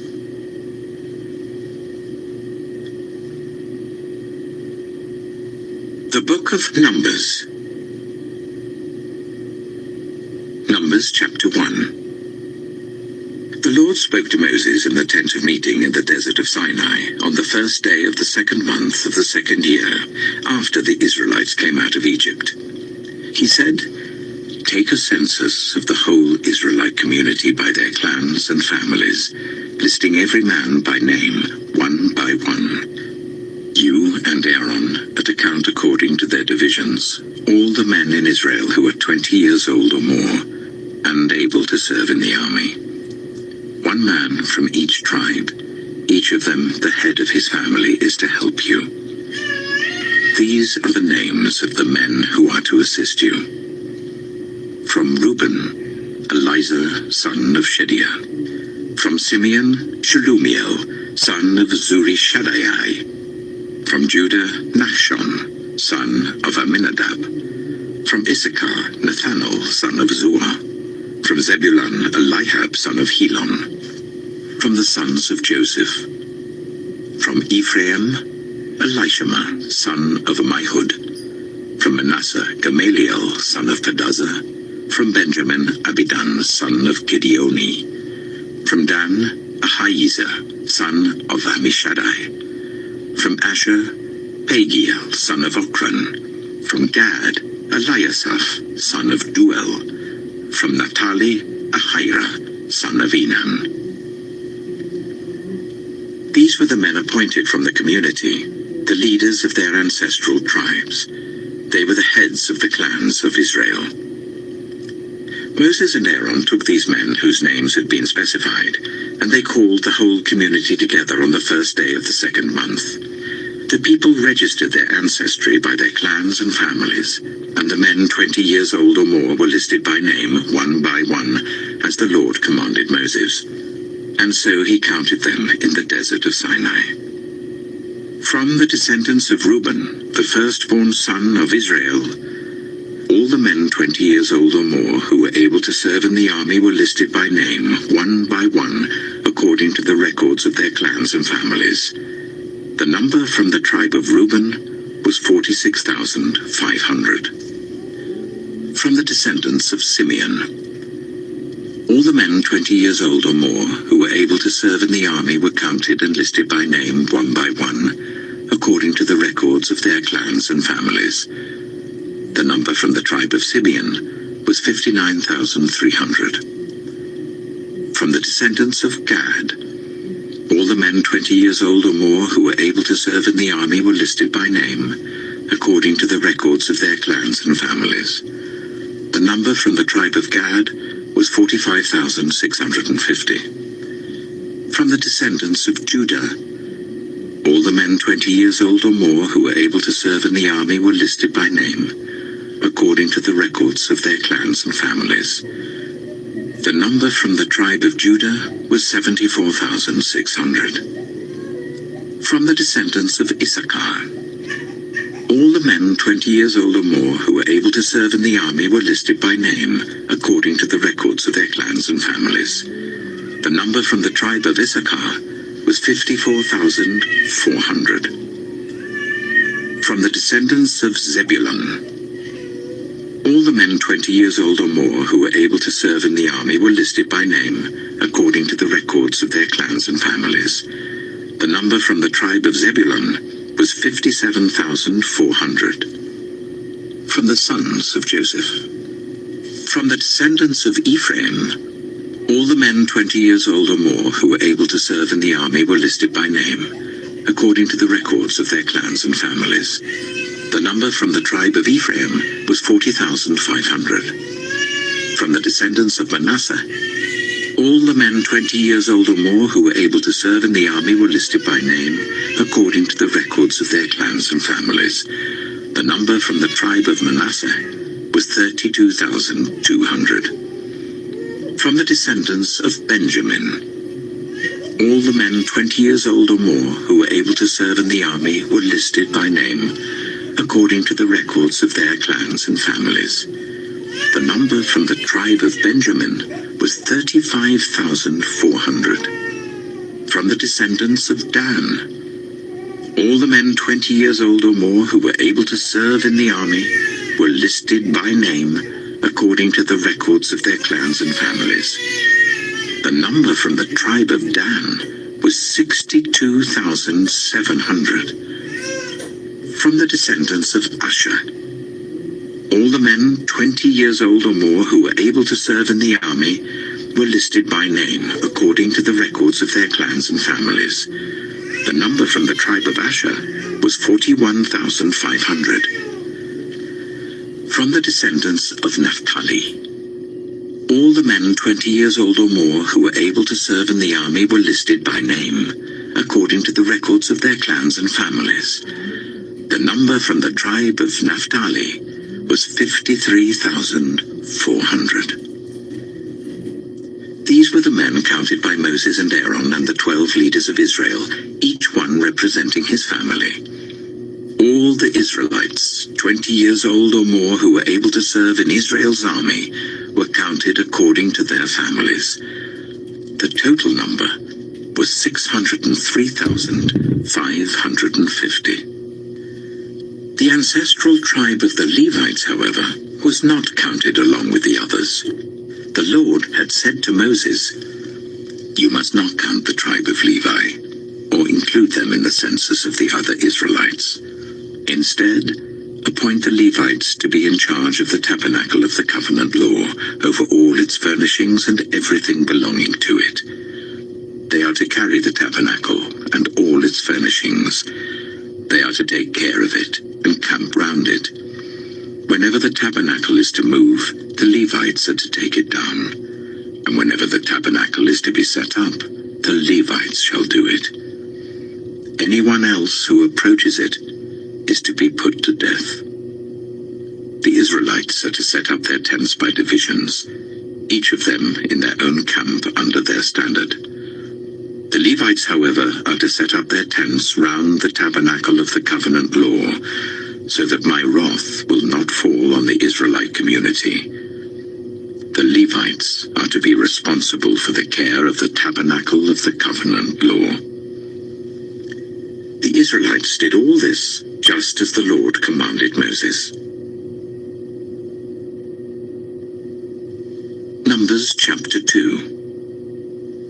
The Lord said to Moses and Aaron, "The Israelites are to camp round the tent of meeting, some distance from it, each of them under their standard and holding the banners of their family. On the east, towards the sunrise, the divisions of the camp of Judah are to camp under their standard. The leader of the people of Judah is Nahshon, son of Amminadab. His division numbers 74,600. The tribe of Issachar will camp next to them. The leader of the people of Issachar is Nathanael, son of Zuar. His division numbers 54,400. The tribe of Zebulun will be next. The leader of the people of Zebulun is Eliab, son of Helon.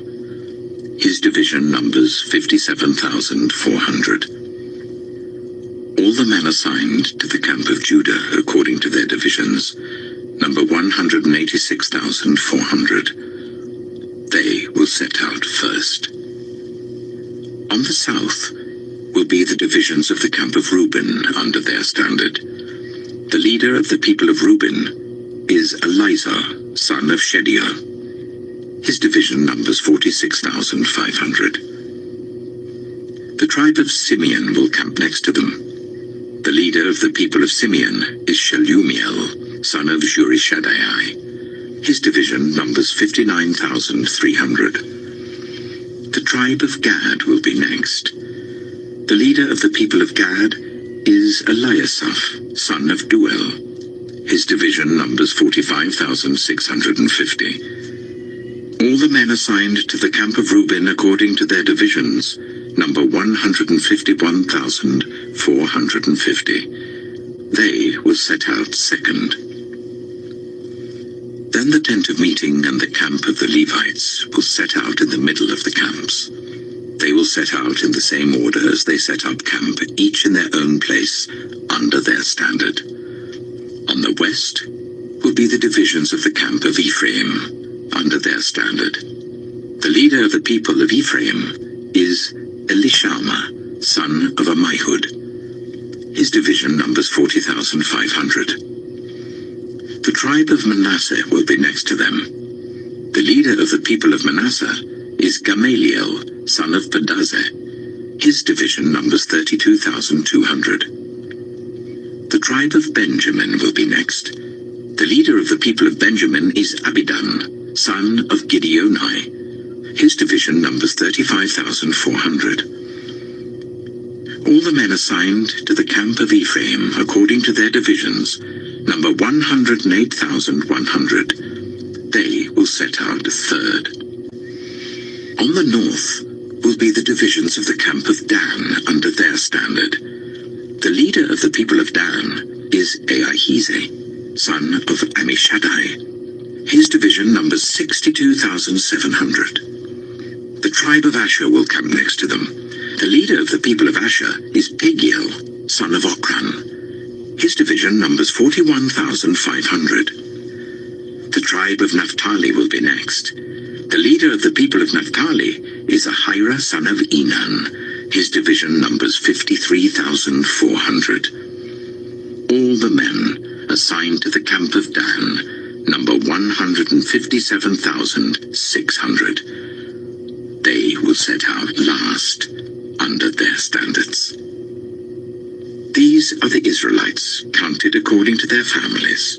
All the men in the camps by their divisions number 603,550. The Levites, however, were not counted along with the other Israelites, as the Lord commanded Moses. So the Israelites did everything the Lord commanded Moses. That is the way they camped under their standards, and that is the way they set out, each of them with their clan and family. Numbers chapter 3. This is the account of the family of Aaron and Moses at the time the Lord spoke to Moses at Mount Sinai. The names of the sons of Aaron were Nadab the firstborn, and Abihu, Eleazar, and Ithamar. Those were the names of Aaron's sons, the anointed priests, who were ordained to serve as priests. Nadab and Abihu, however, died before the Lord when they made an offering with unauthorized fire before him in the desert of Sinai. They had no sons, so Eleazar and Ithamar served as priests during the lifetime of their father Aaron. The Lord said to Moses, "Bring the tribe of Levi and present them to Aaron the priest to assist him. They are to perform duties for him and for the whole community at the tent of meeting by doing the work of the tabernacle. They are to take care of all the furnishings of the tent of meeting, fulfilling the obligations of the Israelites by doing the work of the tabernacle. Give the Levites to Aaron and his sons. They are the Israelites who are to be given wholly to him. Appoint Aaron and his sons to serve as priests. Anyone else who approaches the sanctuary is to be put to death. The Lord also said to Moses, I have taken the Levites from among the Israelites in place of the first male offspring of every Israelite woman. The Levites are mine, for all the firstborn are mine. When I struck down all the firstborn in Egypt, I set apart for myself every firstborn in Israel, whether human or animal. They are to be mine. I am the Lord. The Lord said to Moses in the desert of Sinai, Count the Levites by their families and clans. Count every male a month old or more. So Moses counted them as he was commanded by the word of the Lord. These were the names of the sons of Levi: Gershon, Kohath, and Merari. These were the names of the Gershonite clans: Libni and Shimei. The Kohathite clans: Amram, Itzah, Hebron, and Uzziel. The Merarite clans: Malai and Mushai. These were the Levite clans according to their families. To Gershon belonged the clans of the Libnites and Shimeites. These were the Gershonite clans. The number of all the males a month old or more who were counted was 7,500. The Gershonite clans were to camp on the west behind the tabernacle. The leader of the families of the Gershonites was Eliasaph, son of Lael. At the tent of meeting, the Gershonites were responsible for the care of the tabernacle and tent, its coverings, the curtain at the entrance to the tent of meeting, the curtains of the courtyard, the curtain at the entrance to the courtyard surrounding the tabernacle and altar, and the ropes, and everything related to their use. To Kohath belonged the clans of the Amramites, Izharites, Hebronites, and Uzzielites. These were the Kohathite clans. The number of all the males a month old or more was 8,600. The Kohathites were responsible for the care of the sanctuary. The Kohathite clans were to camp on the south side of the tabernacle. The leader of the families of the Kohathite clans was Eliaphan, son of Uzziel. They were responsible for the care of the ark, the tables, the lampstand, the altars, the articles of the sanctuary used in ministering, the curtain, and everything related to their use. The chief leader of the Levites was Eleazar, son of Aaron the priest. He was appointed over those who were responsible for the care of the sanctuary. To Merari belonged the clans of the Mahlites and the Mushites. These were the Merarite clans. The number of all the males a month old or more who were counted was 6,200. The leader of the families of the Merarite clans was Zuriel, son of Abihail. They were to camp on the north side of the tabernacle. The Merarites were appointed to take care of the frames of the tabernacle, its crossbars, posts, bases, all its equipment, and everything related to their use, as well as the posts of the surrounding courtyard with their bases, tent pegs, and ropes. Moses and Aaron and his sons were to camp to the east of the tabernacle, towards the sunrise, in front of the tent of meeting. They were responsible for the care of the sanctuary on behalf of the Israelites. Anyone else who approached the sanctuary was to be put to death. The total number of Levites counted at the Lord's command by Moses and Aaron according to their clans, including every male a month old or more, was 22,000. The Lord said to Moses, Count all the firstborn Israelite males who are a month old or more, and make a list of their names. Take the Levites for me in place of all the firstborn of the Israelites, and the livestock of the Levites in place of all the firstborn of the livestock of the Israelites. I am the Lord. So Moses counted all the firstborn of the Israelites as the Lord commanded him. The total number of firstborn males a month old or more, listed by name, was 22,273. The Lord also said to Moses, Take the Levites in place of all the firstborn of Israel, and the livestock of the Levites in place of their livestock. The Levites are to be mine. I am the Lord. To redeem the 273 firstborn Israelites who exceed the number of the Levites, collect 5 shekels for each one, according to the sanctuary shekel, which weighs 20 gerahs. Give the money for the redemption of the additional Israelites to Aaron and his sons. So Moses collected the redemption money from those who exceeded the number redeemed by the Levites. From the firstborn of the Israelites, he collected silver weighing 1,365 shekels, according to the sanctuary shekel. Moses gave the redemption money to Aaron and his sons, as he was commanded by the word of the Lord. Numbers chapter 4. The Lord said to Moses and Aaron, "Take a census of the Kohathite branch of the Levites by their clans and families. Count all the men from 30 to 50 years of age who come to serve in the work at the tent of meeting. This is the work of the Kohathites at the tent of meeting, the care of the most holy things. When the camp is to move, Aaron and his sons are to go in and take down the shielding curtain and put it over the ark of the covenant law. Then they are to cover the curtain with durable leather, spread a cloth of solid blue over that, and put the poles in place. Over the table of the presence they are to spread a blue cloth, and put on it the plates, dishes and bowls, and the jars for drink offerings. The bread that is continually there is to remain on it. They are to spread a scarlet cloth over them, cover that with durable leather, and put the poles in place. They are to take a blue cloth, and cover the lampstand that is for light, together with its lamps, its wick trimmers and trays, and all its jars for the oil used to supply it. Then they are to wrap it and all its accessories in a covering of durable leather, and put it on a carrying frame.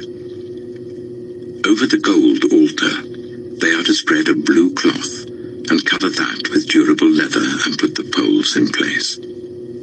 They are to take all the articles used for ministering in the sanctuary, wrap them in a blue cloth, cover that with durable leather, and put them on a carrying frame. They are to remove the ashes from the bronze altar and spread a purple cloth over it. Then they are to place on it all the utensils used for ministering at the altar, including the fire pans, meat forks, shovels, and sprinkling bowls. Over it, they are to spread a covering of durable leather and put the poles in place. After Aaron and his sons have finished covering the holy furnishings and all the holy articles, and when the camp is ready to move, only then are the Kohathites to come and do the carrying. But they must not touch the holy things, or they will die. The Kohathites are to carry those things that are in the tent of meeting. Eleazar, son of Aaron the priest, is to have charge of the oil for the light, the fragrant incense, the regular grain offering, and the anointing oil. He is to be in charge of the entire tabernacle and everything in it, including its holy furnishings and articles. The Lord said to Moses and Aaron, "See that the Kohathite tribal clans are not destroyed from among the Levites, so that they may live and not die when they come near the most holy things. Do this for them. Aaron and his sons are to go into the sanctuary and assign to each man his work and what he is to carry. But the Kohathites must not go in to look at the holy things even for a moment, or they will die." The Lord said to Moses, "Take a census also of the Gershonites by their families and clans. Count all the men from 30 to 50 years of age who come to serve in the work at the tent of meeting. This is the service of the Gershonite clans and their carrying and their other work. They are to carry the curtains of the tabernacle, that is, the tent of meeting, its covering and its outer covering of durable leather, the curtains for the entrance to the tent of meeting, the curtains of the courtyard surrounding the tabernacle and altar, the curtain for the entrance to the courtyard, the ropes, and all the equipment used in the service of the tent. The Gershonites are to do all that needs to be done with these things. All their service, whether carrying or doing other work, is to be done under the direction of Aaron and his sons. You shall assign to them as their responsibility all they are to carry. This is the service of the Gershonite clans at the tent of meeting. Their duties are to be under the direction of Ithamar, son of Aaron, the priest. Count the Merarites by their clans and families. Count all the men from 30 to 50 years of age who come to serve in the work at the tent of meeting.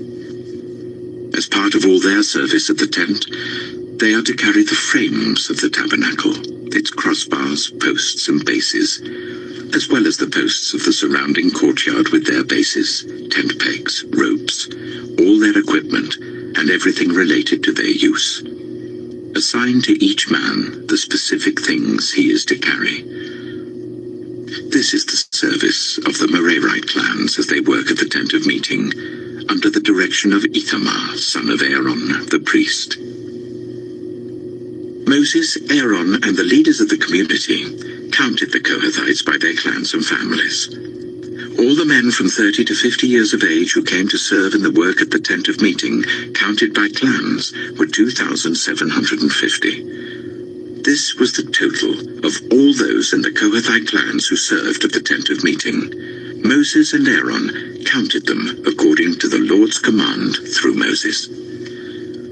The Gershonites were counted by their clans and families. All the men from 30 to 50 years of age who came to serve in the work at the tent of meeting, counted by their clans and families, were 2,630. This was the total of those in the Gershonite clans who served at the tent of meeting. Moses and Aaron counted them according to the Lord's command. The Merarites were counted by their clans and families. All the men from 30 to 50 years of age who came to serve in the work at the tent of meeting, counted by their clans, were 3,200. This was the total of those in the Merarite clans. Moses and Aaron counted them according to the Lord's command through Moses. So Moses, Aaron, and the leaders of Israel counted all the Levites by their clans and families.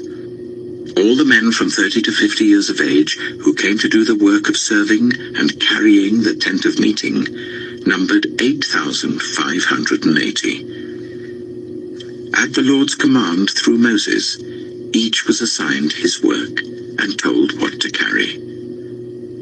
Thus they were counted as the Lord commanded Moses. Numbers chapter 5. The Lord said to Moses, "Command the Israelites to send away from the camp anyone who has a defiling skin disease or a discharge of any kind, or who is ceremonially unclean because of a dead body. Send away male and female alike. Send them outside the camp, so that they will not defile their camp where I dwell among them." The Israelites did so. They sent them outside the camp. They did just as the Lord had instructed Moses. The Lord said to Moses, "Say to the Israelites, any man or woman who wrongs another in any way, and so is unfaithful to the Lord, is guilty and must confess the sin they have committed. They must make full restitution for the wrong they have done, add a fifth of the value to it and give it all to the person they have wronged. But if that person has no close relative to whom restitution could be made for the wrong, the restitution belongs to the Lord and must be given to the priest, along with the ram with which atonement is made for the wrongdoer. All the sacred contributions the Israelites bring to a priest will belong to him. Sacred things belong to their owners, but what they give to the priest will belong to the priest." Then the Lord said to Moses, "Speak to the Israelites and say to them, if a man's wife goes astray and is unfaithful to him so that another man has sexual relations with her, and this is hidden from her husband, and her impurity is undetected, since there is no witness against her and she has not been caught in the act. And if feelings of jealousy come over her husband, and he suspects his wife and she is impure, or if he is jealous and suspects her, even though she is not impure, then he is to take his wife to the priest. He must also take an offering of 1/10 of an ephah of barley flour on her behalf. He must not pour olive oil on it or put incense on it, because it is a grain offering for jealousy, a reminder offering to draw attention to wrongdoing. The priest shall bring her and make her stand before the Lord. Then he shall take some holy water in a clay jar and put some dust from the tabernacle floor into the water. After the priest has made the woman stand before the Lord, he shall loosen her hair and place in her hands the reminder offering, the grain offering for jealousy, while he himself holds the bitter water that brings a curse. Then the priest shall put the woman under oath and say to her, "If no other man has had sexual relations with you, and you have not gone astray and become impure while married to your husband, may this bitter water that brings a curse not harm you. But if you have gone astray while married to your husband, and you have made yourself impure by having sexual relations with a man other than your husband, here the priest is to put the woman under this curse. May the Lord cause you to become a curse among your people when he makes your womb miscarry and your abdomen swell. May this water that brings a curse enter your body, so that your abdomen swells or your womb miscarries." Then the woman is to say, "Amen, so be it." The priest is to write these curses on a scroll, and then wash them off into the bitter water. He shall make the woman drink the bitter water that brings a curse, and this water that brings a curse and causes bitter suffering will enter her. The priest is to take from her hands the grain offering for jealousy, wave it before the Lord and bring it to the altar. The priest is then to take a handful of the grain offering as a memorial offering and burn it on the altar. After that, he is to make the woman drink the water. If she has made herself impure and been unfaithful to her husband, this will be the result. When she is made to drink the water that brings a curse and causes bitter suffering, it will enter her. Her abdomen will swell, and her womb will miscarry, and she will become a curse. If, however, the woman has not made herself impure, but is clean, she will be cleared of guilt, and will be able to have children. This, then, is the law of jealousy, when a woman goes astray and makes herself impure while married to her husband, or when feelings of jealousy come over a man because he suspects his wife.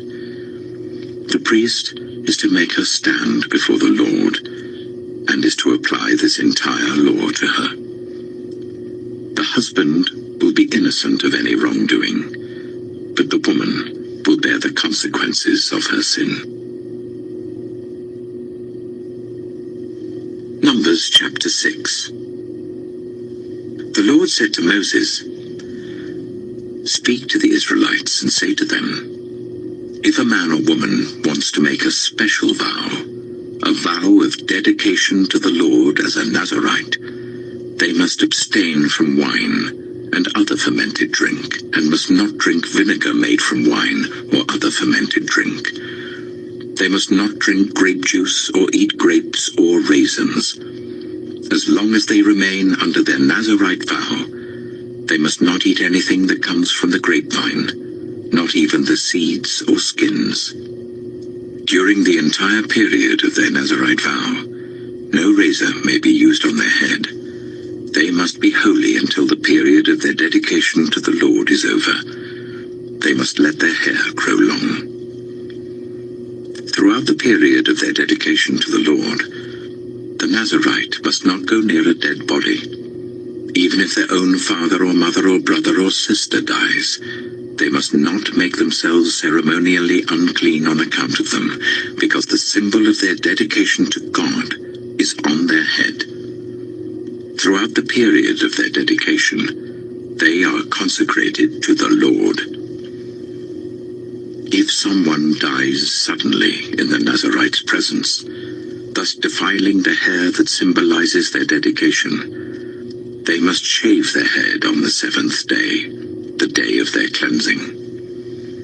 Then on the 8th day, they must bring 2 doves or 2 young pigeons to the priest at the entrance to the tent of meeting. The priest is to offer one as a sin offering and the other as a burnt offering to make atonement for the Nazarite, because they sinned by being in the presence of the dead body. That same day, they are to consecrate their head again. They must rededicate themselves to the Lord for the same period of dedication, and must bring a year-old male lamb as a guilt offering. The previous days do not count, because they became defiled during their period of dedication. Now this is the law of the Nazarite when the period of their dedication is over. They are to be brought to the entrance to the tent of meeting. There they are to present their offerings to the Lord: a year-old male lamb without defect for a burnt offering, a year-old ewe lamb without defect for a sin offering, a ram without defect for a fellowship offering, together with their grain offerings and drink offerings, and a basket of bread made with the finest flour and without yeast, thick loaves with olive oil mixed in, and thin loaves brushed with olive oil. The priest is to present all these before the Lord, and make the sin offering and the burnt offering.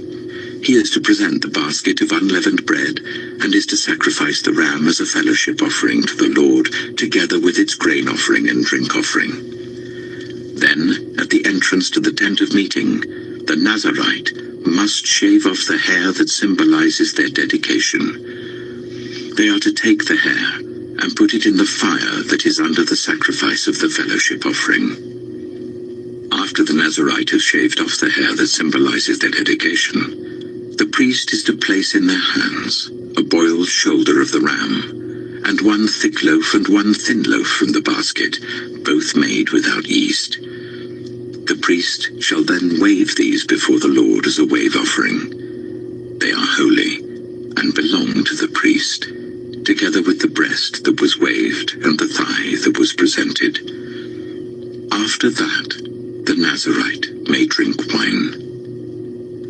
This is the law of the Nazarite who vows offerings to the Lord in accordance with their dedication, in addition to whatever else they can afford. They must fulfill the vows they have made, according to the law of the Nazarite. The Lord said to Moses, "Tell Aaron and his sons, this is how you are to bless the Israelites. Say to them, the Lord bless you and keep you. The Lord make his face shine on you, and be gracious to you. The Lord turn his face towards you, and give you peace." So they will put my name on the Israelites, and I will bless them.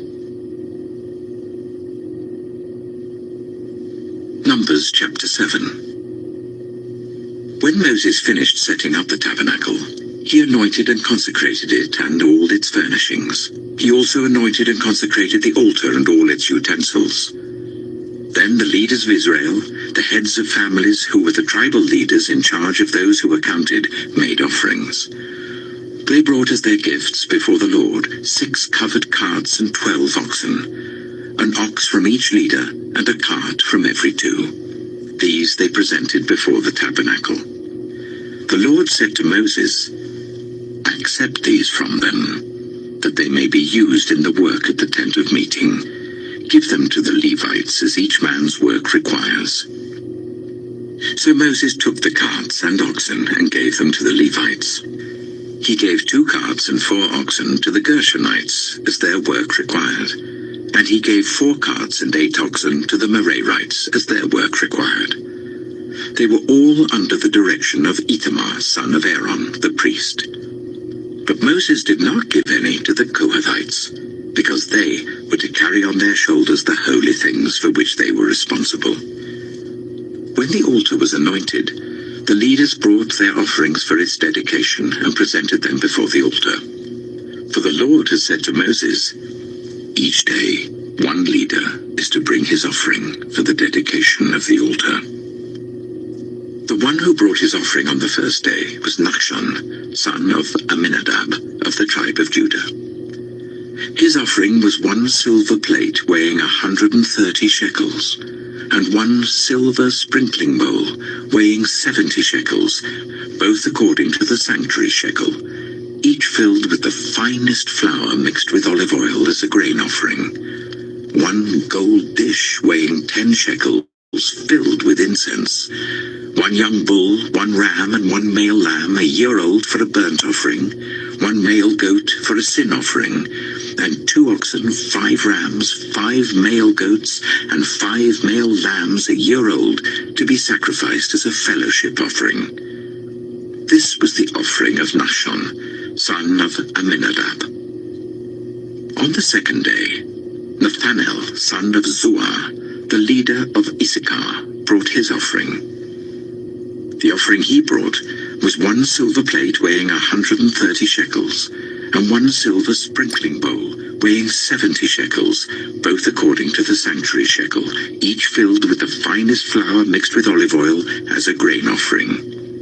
1 gold dish weighing 10 shekels filled with incense. 1 young bull, 1 ram, and 1 male lamb a year old for a burnt offering. 1 male goat for a sin offering, and 2 oxen, 5 rams, 5 male goats, and 5 male lambs a year old, to be sacrificed as a fellowship offering. This was the offering of Nathanael, son of Zuar. On the third day, Eliab, son of Helon, the leader of the people of Zebulun, brought his offering. His offering was 1 silver plate weighing 130 shekels, and 1 silver sprinkling bowl weighing 70 shekels, both according to the sanctuary shekel, each filled with the finest flour mixed with olive oil as a grain offering. 1 gold dish weighing 10 shekels, filled with incense. 1 young bull, 1 ram, and 1 male lamb a year old for a burnt offering. 1 male goat for a sin offering, and 2 oxen, 5 rams, 5 male goats, and 5 male lambs a year old, to be sacrificed as a fellowship offering. This was the offering of Eliab, son of Helon. On the fourth day, Elizur, son of Shedeiah, the leader of the people of Reuben, brought his offering. His offering was 1 silver plate weighing 130 shekels, and 1 silver sprinkling bowl weighing 70 shekels, both according to the sanctuary shekel, each filled with the finest flour mixed with olive oil as a grain offering. 1 gold dish weighing 10 shekels, filled with incense. 1 young bull, 1 ram, and 1 male lamb a year old for a burnt offering. 1 male goat for a sin offering, and 2 oxen, 5 rams, 5 male goats, and 5 male lambs a year old, to be sacrificed as a fellowship offering. This was the offering of Elizur, son of Shedeiah. On the fifth day, Shelumiel, son of Zurishaddai, the leader of the people of Simeon, brought his offering. His offering was 1 silver plate weighing 130 shekels, and 1 silver sprinkling bowl weighing 70 shekels, both according to the sanctuary shekel, each filled with the finest flour mixed with olive oil as a grain offering. 1 gold dish weighing 10 shekels, filled with incense. 1 young bull, 1 ram, and 1 male lamb a year old for a burnt offering. 1 male goat for a sin offering, and 2 oxen, 5 rams, 5 male goats, and 5 male lambs a year old, to be sacrificed as a fellowship offering. This was the offering of Shelumiel, son of Zurishaddai. On the sixth day, Eliasaph, son of Duel, the leader of the people of Gad, brought his offering. His offering was 1 silver plate weighing 130 shekels, and 1 silver sprinkling bowl weighing 70 shekels, both according to the sanctuary shekel, each filled with the finest flour mixed with olive oil as a grain offering. 1 gold dish weighing 10 shekels, filled with incense. 1 young bull, 1 ram, and 1 male lamb a year old for a burnt offering. one male goat for a sin offering, and 2 oxen, 5 rams, 5 male goats, and 5 male lambs a year old to be sacrificed as a fellowship offering. This was the offering of Eliasaph, son of Duel. On the 7th day, Elishama, son of Ammihud, the leader of the people of Ephraim, brought his offering. His offering was 1 silver plate weighing 130 shekels, and 1 silver sprinkling bowl weighing 70 shekels, both according to the sanctuary shekel, each filled with the finest flour mixed with olive oil as a grain offering. 1 gold dish weighing 10 shekels filled with incense, 1 young bull, 1 ram, and 1 male lamb a year old for a burnt offering, 1 male goat for a sin offering, and 2 oxen, 5 rams, 5 male goats, and 5 male lambs a year old to be sacrificed as a fellowship offering. This was the offering of Elishama, son of Ammihud. On the 8th day, Gamaliel, son of Pedazah, the leader of the people of Manasseh, brought his offering. His offering was 1 silver plate weighing 130 shekels, and 1 silver sprinkling bowl weighing 70 shekels, both according to the sanctuary shekel, each filled with the finest flour mixed with olive oil as a grain offering. 1 gold dish weighing 10 shekels filled with incense. 1 young bull, 1 ram, and 1 male lamb a year old for a burnt offering.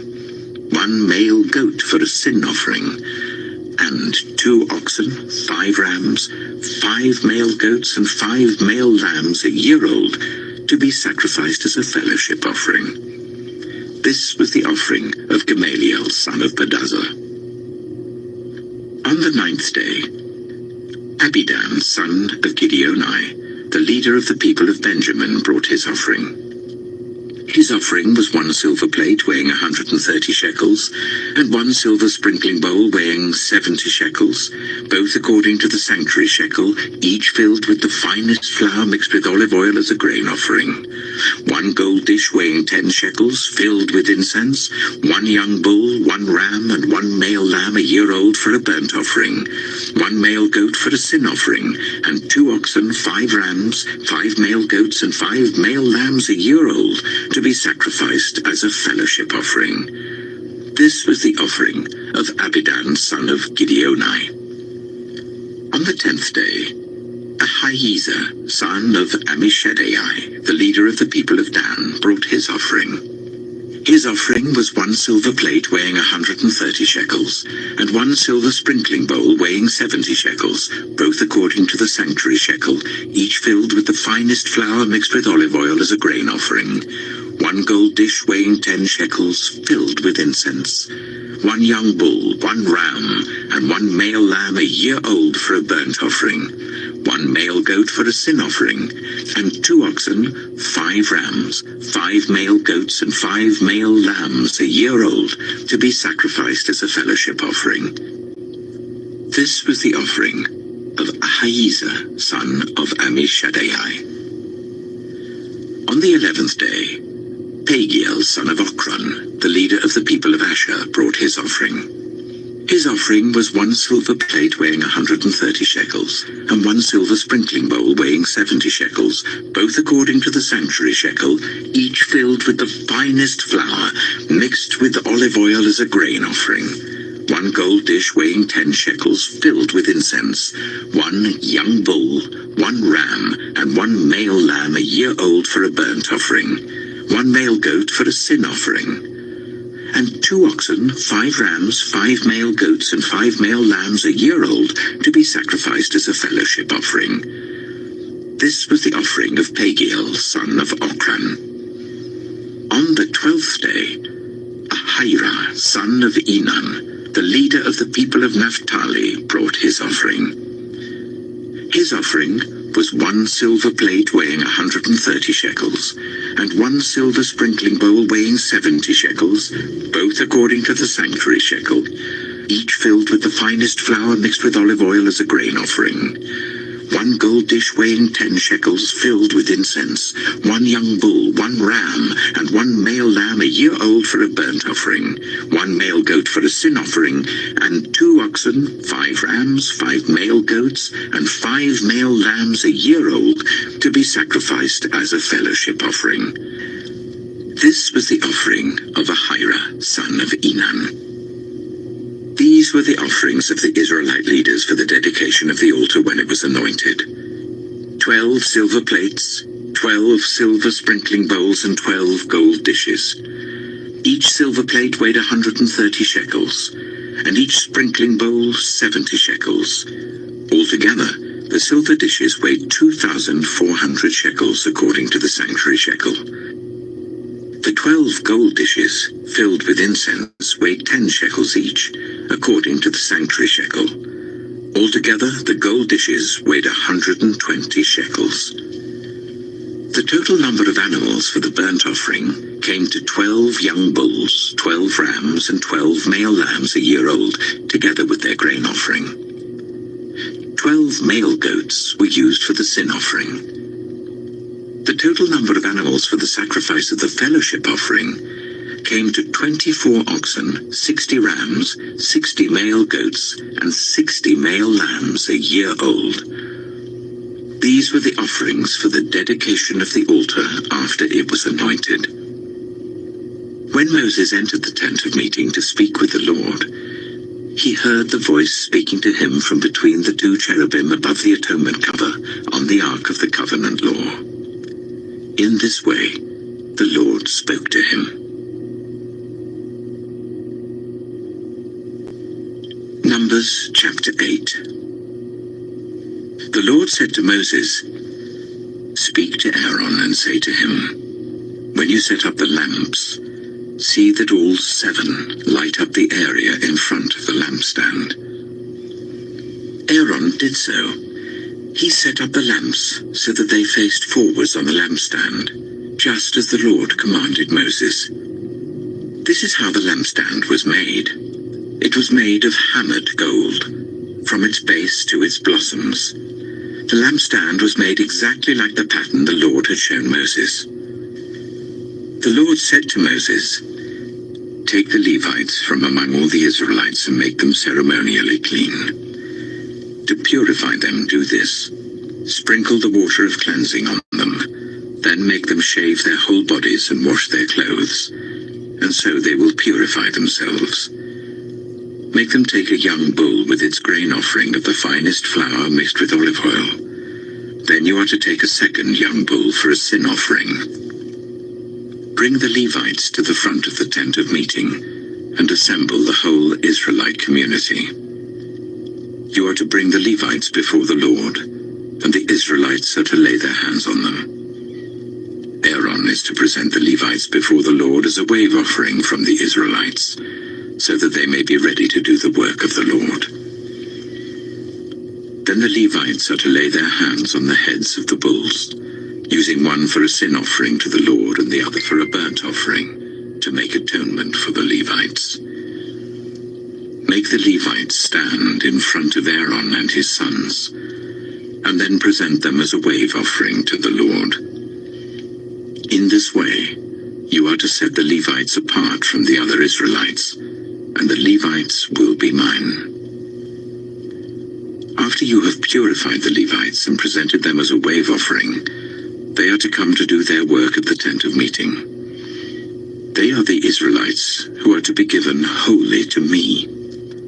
I have taken them as my own, in place of the firstborn, the first male offspring from every Israelite woman. Every firstborn male in Israel, whether human or animal, is mine. When I struck down all the firstborn in Egypt, I set them apart for myself. And I have taken the Levites in place of all the firstborn sons in Israel. From among all the Israelites, I have given the Levites as gifts to Aaron and his sons to do the work at the tent of meeting on behalf of the Israelites, and to make atonement for them so that no plague will strike the Israelites when they go near the sanctuary. Moses, Aaron, and the whole Israelite community did with the Levites just as the Lord commanded Moses. The Levites purified themselves and washed their clothes. Then Aaron presented them as a wave offering before the Lord and made atonement for them to purify them. After that, the Levites came to do their work at the tent of meeting under the supervision of Aaron and his sons. They did with the Levites just as the Lord commanded Moses. The Lord said to Moses, "This applies to the Levites. Men 25 years old or more shall come to take part in the work of the tent of meeting, but at the age of 50, they must retire from their usual duties and work no longer. They may assist their brothers in performing their duties at the tent of meeting, but they themselves must not do the work. This then is how you are to assign the responsibilities of the Levites."